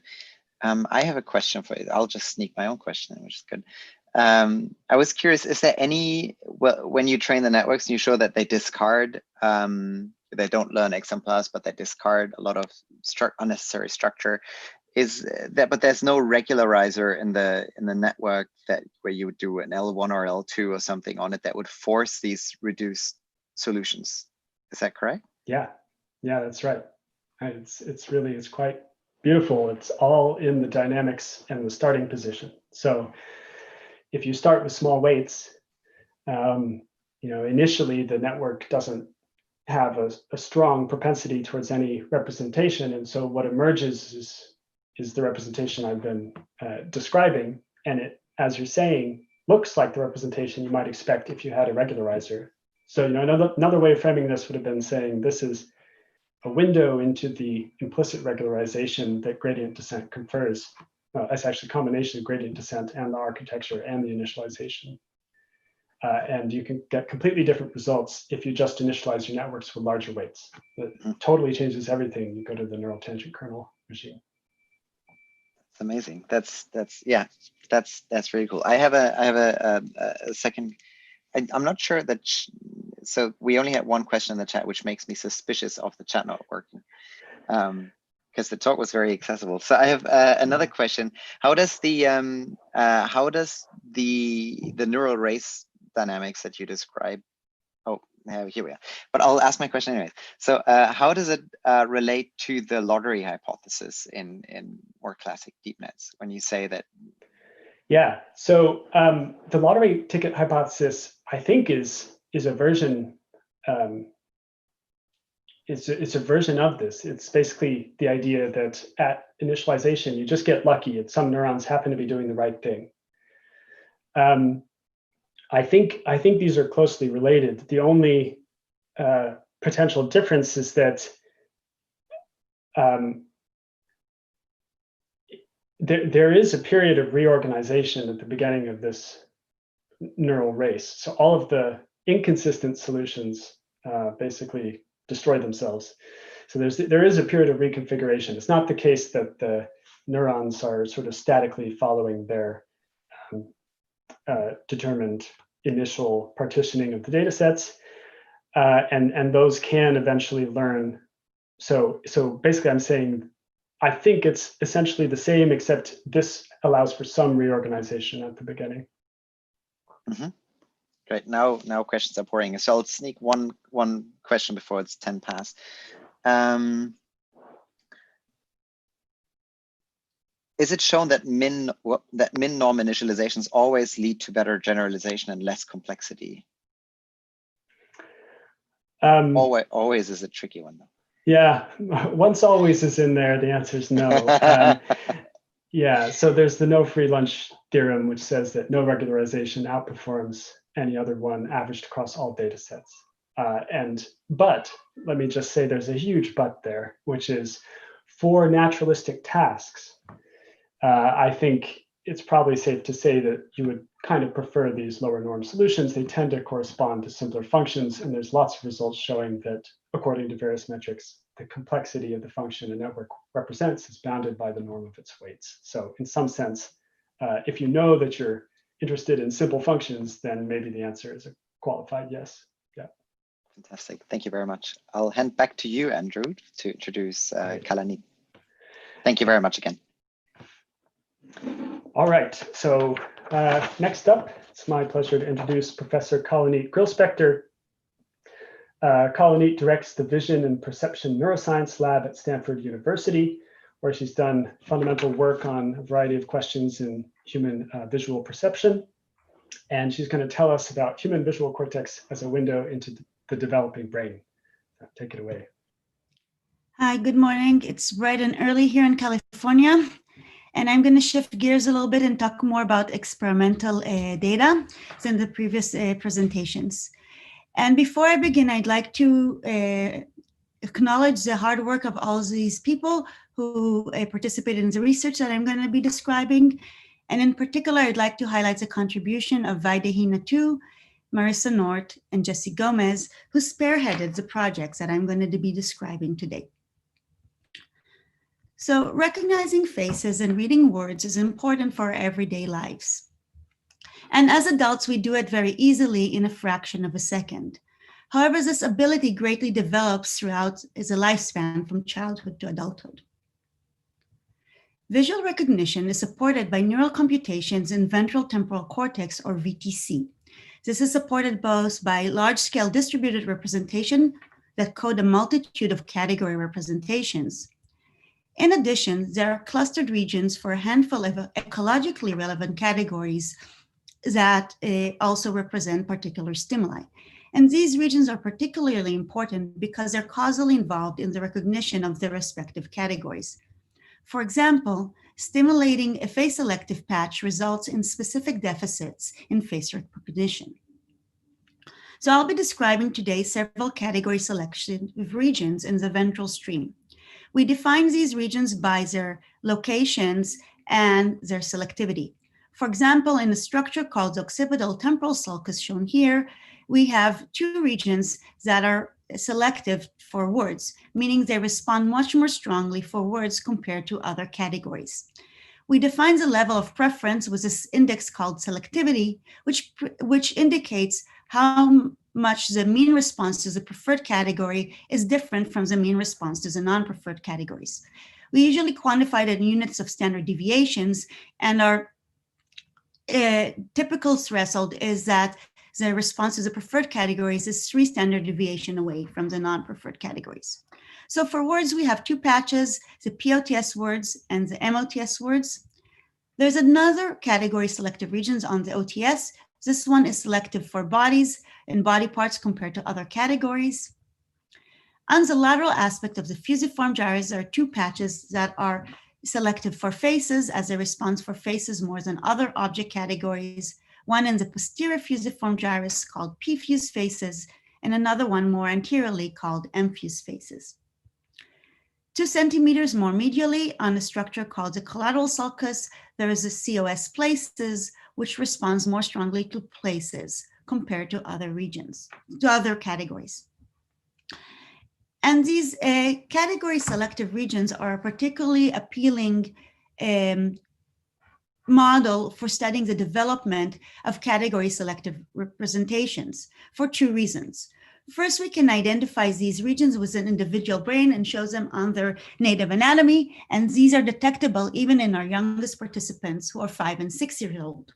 Second of all, they have the same topography across individuals, which makes them very reliable.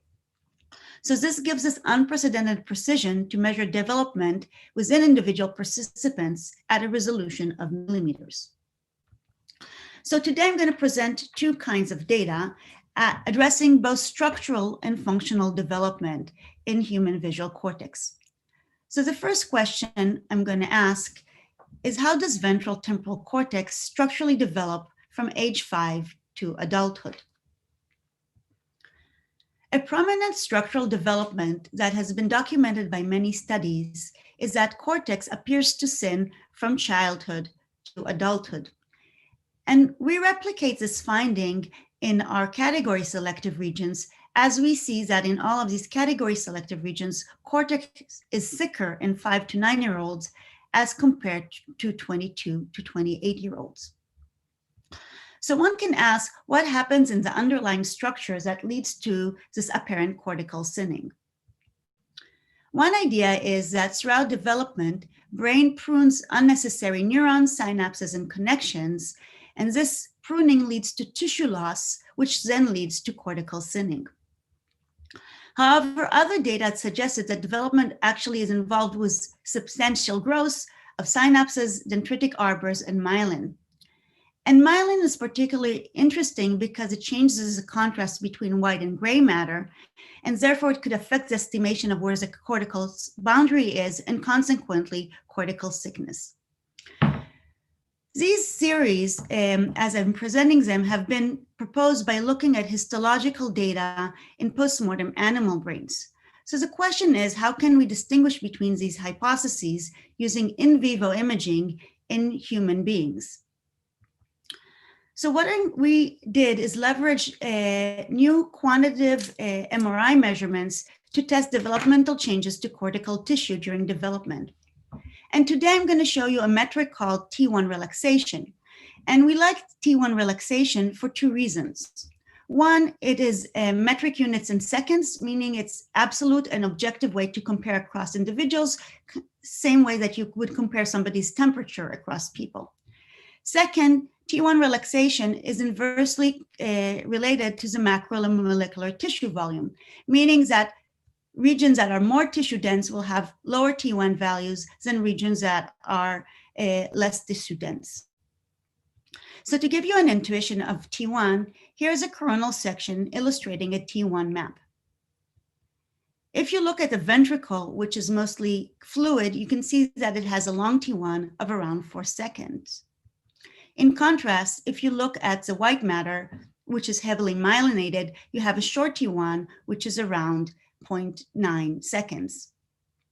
So how can we use the T1 relaxation to distinguish between developmental hypotheses? Remember, pruning predicts a loss of cortical tissue throughout development, so this would predict that T1 will increase through development. In contrast, growth predicts an increase in cortical tissue and therefore a decrease in T1 from childhood to adulthood. So to distinguish these hypotheses, we collected fMRI and qMRI data in 27 children between 5 and 12-year-olds and 22 and 30 adults. In each child and adult, we identify these category selective regions using fMRI and then assess the cortical development using quantitative MRI. Importantly, we test and verify that there are no between group differences in measurement quality, motion, or signal to noise ratio. So let's look at how T1 develops in these category selective regions. Let's start in p-fused faces. If you look at the average T1 value in children compared to adults, you will see that the T1 is substantially higher in the children compared to adults. We see a similar effect in the POTS words, where the T1 value is higher significantly in children compared to adults. In contrast, in COS places, we do not see a significant development of T1. So these results are interesting for two reasons. First, we see this differential development across cortex, whereas the face and word selective regions seem to have a much more prolonged structural development compared to the collateral sulcus places. And furthermore, our data showing this decrease in T1 from childhood to adulthood is consistent with the cortical growth hypothesis. Another thing that is interesting is a relationship between cortical thickness and T1 relaxation. So here I'm plotting T1 relaxation and cortical thickness, where each participant is a dot.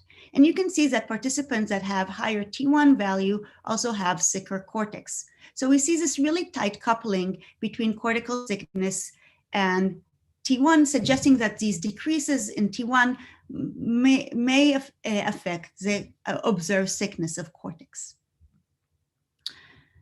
However, you might be wondering which tissue compartments might be developing across age. In order to address this question, we need to do some validation of our in vivo MR measurements with ex vivo histology. Unfortunately, we don't have ex vivo histology samples in children, but we do have in adults. So can we leverage something about our knowledge of the adult brain to address these questions? So here's another way to look at our data. And in this case, we compared the tissue properties, the T1 properties of face and place selective regions in children on the left and in adults in the right. As you can see, in children, the T1 properties are not differentiated across face and place selective regions. However, at the end of development, you'll see that the adults have a significantly lower T1 value than the place area. So what we can do is use the histological data in adults and see what is the differences in tissue between face and place selective regions. And in particular, what about the adult brain makes the face area more tissue dense than the place area. You might also wonder why we get a distribution of T1 values within our face and place selective regions. So another thing that we did is we looked at the T1 across cortical layers. So here I'm plotting you here R1, which is 1 over T1. So the more tissue dense is, the higher the R1. So you can see that both in the face and place selective regions, as we go from the peel surface to the white matter, we have a substantial increase in T1 values, in R1 values, meaning that tissue becomes more dense. However, we also see that across the gray matter, there is still higher R1 in face and place selective cortex. So we can use these features and ask what tissue compartments mirrors this distribution of R1 values. So one possibility that development might be associated with cell growth. So perhaps P-fused faces is more cell dense than collateral sulcus places in adults. To look at the underlying cytoarchitecture, we collaborated with Katrien Amundts and Carl Zillis, who were pioneers in discovering the cytoarchitecture of the human brain, and also in particular the cytoarchitecture of the ventral stream. However, we are really saddened this year in that Carl Zillis has passed away. Here we compared with them the relationship between face selective cortex and some of the cytoarchitectonic regions they discovered. And we found that P-fused faces is within the cytoarchitectonic region called FG2, and this region is characterized by this profile of cell density across layers. We also discovered that the place selective cortex, shown here in yellow, is in a different cytoarchitectonic region called FG3 that is characterized by a different distribution of cell density across layers, shown in the blue profile. So if across development we have denser face selective cortex than place selective cortex, we would predict that FG2 would be more tissue dense, meaning here more on the right, as compared to FG3. However, analysis of the cytoarchitectures actually found the opposite result, in that the FG3, which houses the place selective region, is more tissue dense than FG2, which houses the face selective regions. So these data suggest that it's not that the number of cells that is growing is affecting the T1 values across face and place selective cortex. What about another tissue compartment like myelin? And myelin also predicts more myelin in the adult P-fused faces and collateral sulcus places. To measure myelin, we collaborated with another group in Germany. It's a group of Evgenia Kirillina, Karsten Jaeger, and Nick Weiskopf. And they did analysis of myloarchitecture in 5 postmortem brains. So this slide on the top shows an example cross-section of the ventral stream that in a section that's stained for myelin. So darker colors indicate more myelin. The yellow region indicates the place selective regions, the collateral sulcus, and the red dash dot indicates the face selective region in the fusiform gyrus. Another thing that you can see is that there's this dark band within cortex, and basically this means that there's substantial myelination across cortex. We can quantify this myelin density by measuring the optical density of the stain, and you can see that we have a significant increase in myelin as you go from the peel surface into the gray matter in the face selective regions. If you do the same analysis in the collateral sulcus, we again see the same kind of profile, but here we see, consistent with our hypothesis, we have higher myelin density in the face area compared to the place area. And again, this profile really mirrors nicely what we find with in vivo R1 measurements. So our data suggests that this reduction in T1 across development in the face and word selective regions can be in part explained by increased myelination. And we believe that increased myelination might alter the gray and white matter contrast and in turn affects the estimation of cortical thickness. So in overall, these data suggest that what might be happening during development is that rather than cortex being pruned and tissue being lost, it actually becomes more myelinated.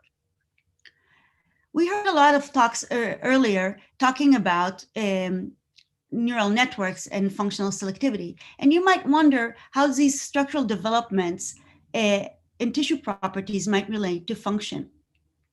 So what we did is looking at the relationship between T-rel and relaxation properties and selectivity. So this shows you the data from the phase selective regions, and you can see each participant is a dot here, and you can see that participants with lower T1 values have higher selectivity. And in fact, there is a significant negative correlation between selectivity and structural properties. So this suggests that there's a tight coupling between the development of T1 properties and increases in functional selectivity. So structure and function are intimately linked. We also find that the regions that don't show structural development, for example, the collateral sulcus, even though we have a range of T1 across participants, there is no relationship between structural properties and functional properties. So these results are really interesting because they not only suggest that structure is developing, but the structure development is tied with functional development. Another thing that we did is to examine is whether myelin explain all this development. And we can see with simulations that myelin can explain part of the development of T1, but not all. And other data from macaque cortex suggests that there might be other developments, such as increases in dendritic arbors and synapses. And we think that the combination of increased myelin and increased dendritic arborization might help the connectivity as well as a neural pooling in these higher order regions. And this is why we get this tight coupling between structural and functional development. So for all of you who are doing neural networks, I would really encourage you to think about how you could include structure in your neural networks and kind of do these modelings of connectivity as well as spatial pooling to see how it might affect function. So this brings me to the next question. And this is a question about how does actual function and category selectivity develop in ventral temporal cortex throughout childhood? So a large body of research has compared children's ventral temporal cortex to adult ventral temporal cortex. And as I've shown you, we see this differential development where face and word selective cortex seem to develop much longer as compared to other categories, such as play selective cortex. This development between childhood and adulthood is associated with increases in the size of face and word selective regions, as well as increase in selectivity. You can see that the adult face selective regions is more selective to faces as compared to the children's face selective regions. In addition to higher preference for items of their category compared to other categories, there's also higher neural sensitivity across development for items of the same category. For example, in this study, we showed in different trials faces that varied in their level of similarity. So these are faces that are really similar, and these are faces that are really different. And you can see that we get both in children and adults an increase in the response as the faces become more similar, meaning that the brain becomes sensitive to changes in face identity. But you can see that this line is much steeper in adults than in children, indicating higher neural sensitivity to changes in face identity. It is also interesting that these changes in neural sensitivity are coupled with changes in perceptual sensitivity. For example, there is a positive correlation between perceptual discriminability of faces and neural sensitivity in these face selective regions. So basically, people who have better neural sensitivity also have better ability to discriminate between faces. So these studies are really interesting because they provide foundational knowledge comparing children's brains to adult brains. But they still leave open the question of actually what happens in the child brains during development, and how does a child brain move from its immature state to the mature adult state. So two main hypotheses have been suggested to explain functional development. One hypothesis is that the child brain is immature, meaning that not all domains or selectivity have developed in the child brain. However, over intense experience, maybe new selectivities have formed. So in the case of reading, this is particularly interesting because we learn to read only when we go to school around the age of 5 or 6. So perhaps the child's brain has some neurons and regions that are unspecified, and after intense education and learning to read, you get this emergence of new representation, let's say, for words. So some data supports this hypothesis is in data that we examined what happens in tissues that's on average face selective in adults, but it's not yet face selective in children. And you can see that in children, we get strong responses to many stimuli, for example, to both faces and sculptures. And it doesn't look that there is particular selectivity to one category over another. However, after development, if we look at the adult brain, the adult has higher responses to faces than sculptures, leading to this emergence of face selectivity. An alternative hypothesis suggests that because reading develops later on, it actually might compete on cortical resources with other category representations that already exist in the child's brain. For example, reading really requires a high acuity afforded by foveal vision, and other categories also require foveal vision. For example, identifying faces also requires this high visual acuity of foveal visions. So if you look at the adult brain, it is the case that both faces and words overlap foveal representations, and foveal representations are present in the lateral aspect of ventral temporal cortex.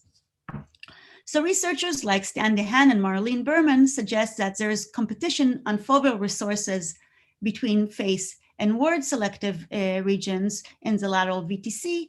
And at the end of the development, the result of this competition is right lateralization for faces and left lateralization for words, meaning that faces won the competition in the right hemisphere and words won the competition in the left hemisphere. So we have some evidence of developmental competition between faces and words in a study when we mapped the population receptive fields of POTS words and PFUS faces. And population receptive fields are the part of visual space that is covered or processed by neurons in the voxels. We could use this population receptive fields to look at how a whole regions tile the visual space. So if we look at the left hemisphere and this word selective regions, POTS words, this panel shows you the visual field coverage by population receptive fields in children. So you can see this right lateralization, that's the left POTS words, codes the right sides of the world in children.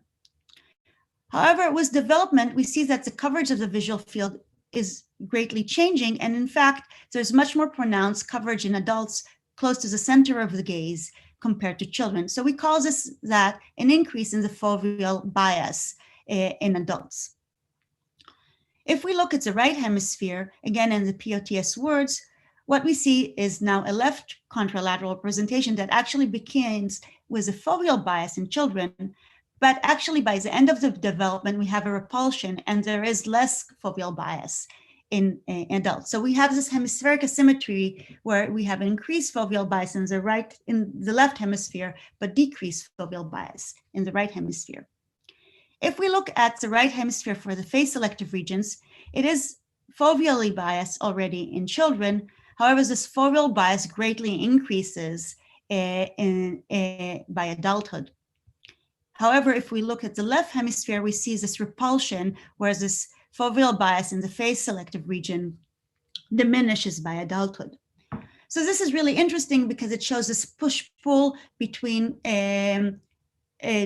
hemispheres and domains in terms of development of foveal bias, which increases in the left hemisphere for words and the right hemisphere for faces. So now that we've looked at these two hypotheses, what does the data show us about children? So to examine these developmental hypotheses, we longitudinally measure the development of category representation in 40 children between the age of 5 and 12-year-olds over a span of 5 years. So to our knowledge, this is the first longitudinal study of the development of ventral temporal cortex. In this study, we measured responses using fMRI as children were watching items from 10 categories.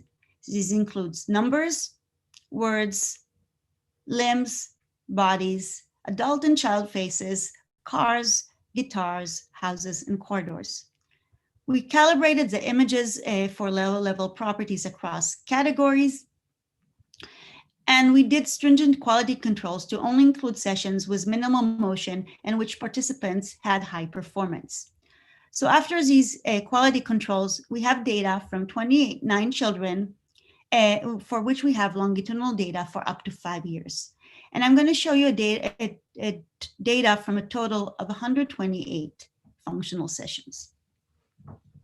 Okay, so the first thing that we wanted to do is look at the entire lateral VTC and see which of these 10 categories show any development. So what we're going to look is we're going to measure the extent of activation for each of these categories and see if it increases, decreases, or doesn't change over childhood. So as you can see, this graph shows a relationship between the volume of activation to words. So these are the word selective voxel as a function of age. Each dot is one session, and the sessions are colored by the subject.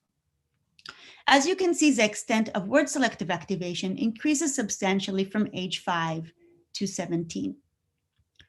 We see a similar increase in the face selective activation, which also substantially increases from age 5 to 17. So these longitudinal data are in line with prior cross-sectional studies that showed that adults have larger face and word selective regions compared to children. What happens for other categories? To our surprise, we found that some categories actually show a developmental decrease in activation. For example, for limbs, what we see is that there is more limb selective cortex in children, in young children, as compared to adolescents. So we can quantify this development by using a linear fit, and the linear fit gives us a slope, and the slope tells us the rate of change in activation across time. So what I'm going to show you here is the developmental rate in the change in category selectivity for each of these 10 categories. The left hemisphere is going to be shown with a black contour and the right with a gray contour. So we find this increase in the extent of word selective activation that is specific to the left hemisphere, as we do not see development in the right hemisphere. Interestingly, we also do not see a development in number selective activation. For limbs, we find a bilateral decrease in the amount of limb selective activations. However, we do not see significant changes in the representations of bodies. For faces, we see a significant bilateral increase in face selectivity when children look both at child and adult faces. However, we don't see significant increases or decreases in category representations for other kinds of objects or places, except for a small but significant increase in the amount of house activation.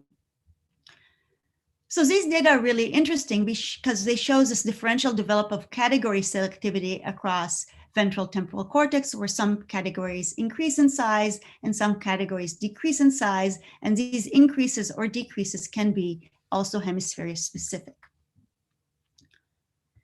We also wanted to know if this development varies by anatomical locations, as I've illustrated their two face and word selective patches. So to examine this question, we identified in each participant their word, limb, and face selective region in the initial session and in the end session. And this is shown for 3 example children here. So if we look at the initial session in the word selective cortex, and then we compare it to the end session, which is shown in the black contour, we see an expansion of the word selective region, as well as an expansion of the face selective regions.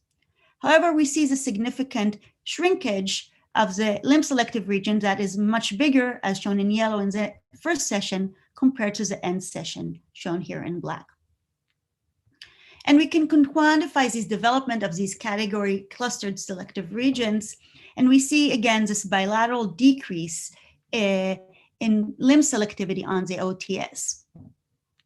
For the face and word selective region, we actually find this anatomical specificity where we see this significant expansion in the posterior fusiform and the posterior OTS, but not in the more anterior regions. Beyond this anatomical specificity, what we could do is actually go and look back over time to see how selectivity is varying in this developing region. So let's consider this word selective region. Initially, it's shown here in blue, and then at the end, it's shown here in black. So we have this green region in between, which I'm going to refer to it as this emerging OTS word region, which is initially not selective for words and eventually becomes selective to words. So what happens in terms of its selectivity or preference for different categories from early childhood to late childhood? We can quantify with a linear model the changes in selectivity. And you can see that we have, as expected, this increase in word selectivity. However, surprisingly, we also see these decreases in selectivity for limbs and bodies in this developing ROI. So what happens in the developing face selective ROI, or in this green emerging p-fused faces? Again, we can see how selectivity changes to different categories in this emerging region. Again, as expected, we see this increase in face selectivity. However, we also see this decrease in limb and body selectivity. So what about this waning limb selective ROI? So the region in green that was initially selective to limbs, but it's lost its selectivity. And again, in addition to the expected reduction in limb selectivity, we see these significant increases in face selectivity. So this is really interesting because we see in all of these regions both increases and decreases in selectivity. And in particular, we can see that in all of this developing tissue, we have a significant decrease in limb selectivity. Which leads to my final question, is whether the development of face, word, and limb selectivity are linked within individual subjects. So to address this question, we measured if there is a significant relationship between selectivity to one category. In this case, if we're going to look at this emerging word region, selectivity to words, as a function of the other two categories, in this case, faces and limbs. By the color, and this is where this region starts. It has weak word selectivity. You could also see that it starts with a positive limb selectivity, and it's actually negative face selectivity. With development, we have a significant increase in word selectivity that's coupled with significant decreases in face and limb selectivity. However, what's really interesting about this region is that it starts with being limb selective, and after word selectivity develops, it completely loses its limb selectivity. So this is a group data. How does it look like in individual subjects? So this is the same kind of plot that I'm relating word selectivity to limb and face selectivity. And this is an individual subject. This is where they start in their initial session, and this is their end session. And we can see that in all children, we see the same pattern, that as limb selectivity decreases, word selectivity increases. What about the emerging face selective region? This again, region starts with weak face selectivity, positive limb selectivity, and positive word selectivity. With development, face selectivity increases and limb selectivity again is lost. And this increases in face selectivity and decreases in limb selectivity is observed in most of the individual participants. Finally, let's see what happens in this waning region that loses its limb selectivity. You can see that initially it is limb selective, and with development, limb selectivity decreases as both face and word selectivity increase. Looking at individual subjects, we can see that there's a consistent reduction in limb selectivity in all these participants. However, some of these participants, this limb selectivity turns into word selectivity, and in others, it turns into face selectivity.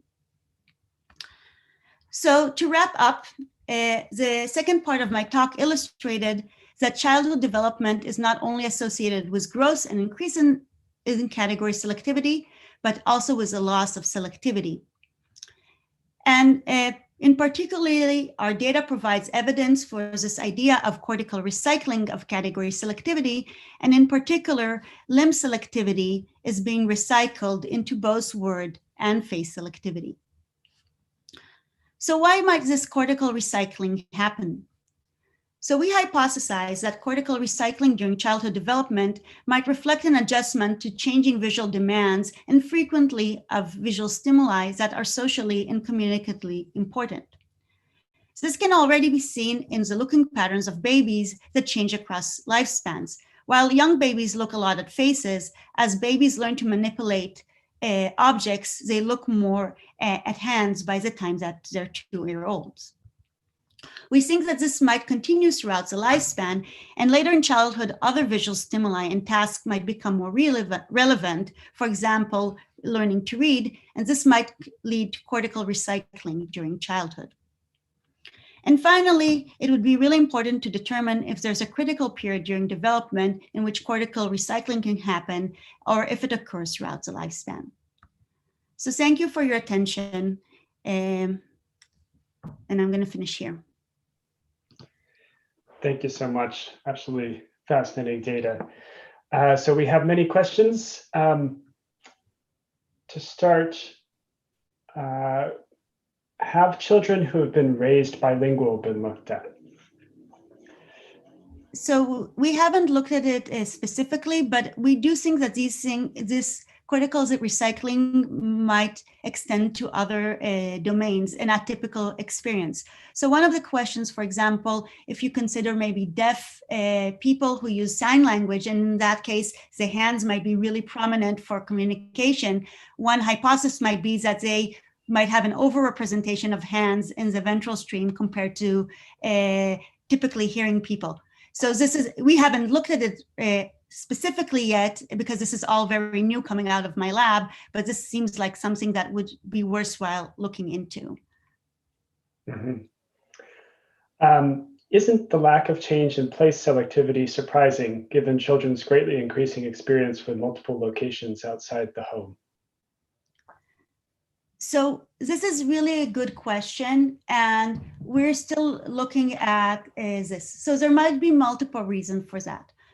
One reason is that it could be that places are more representing the periphery and faces more the center gaze, and it could be that foveal representations are much more amenable to change than peripheral representations. This is one possibility.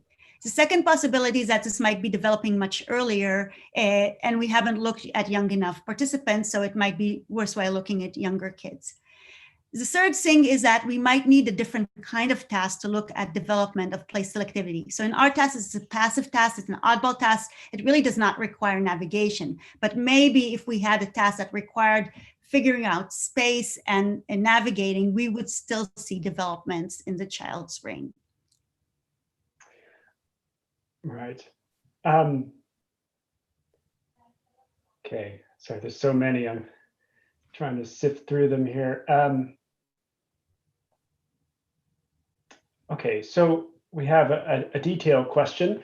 Looking at the varying morph levels in face selectivity, can the difference in slope between adults and children be explained by the other age effect? Would morphs between faces showing children change the result? So the answer is absolutely yes. So it's in the data that I showed you on this slide, we actually looked in the study both at the slope for both here. Let me just go here. Let me just go. Oh, so many slides. Sorry. this one, sorry. So in this experiment, we did morphing both with child faces and adult faces, and we actually see that in adults, the slope is steeper for adult faces and child faces, and in children, we see a steeper slope for child faces than adult faces. So we do see this age of subject by age of stimulus interactions. However, across the kinds of faces that people look at, the adult slopes are still more steep than children. So basically, there's this general developmental effect that adults are just have better neural discriminability for faces. However, this is also modulated by your local experience of which kind of faces you see more in your local environment. All right, and maybe one to end on, why was limb selectivity chosen to be compared to face and word selectivity? Does this conclusion apply to other selectivities? So in our data, we didn't choose to look at limbs. We actually looked at many categories. And this is why we had the study having a lot of categories, because we didn't really know what to expect. I think it's interesting. So this is kind of an empirical finding, not like we had very strong theory. I think what's really interesting is why is limb selectivity developing and body selectivity is not.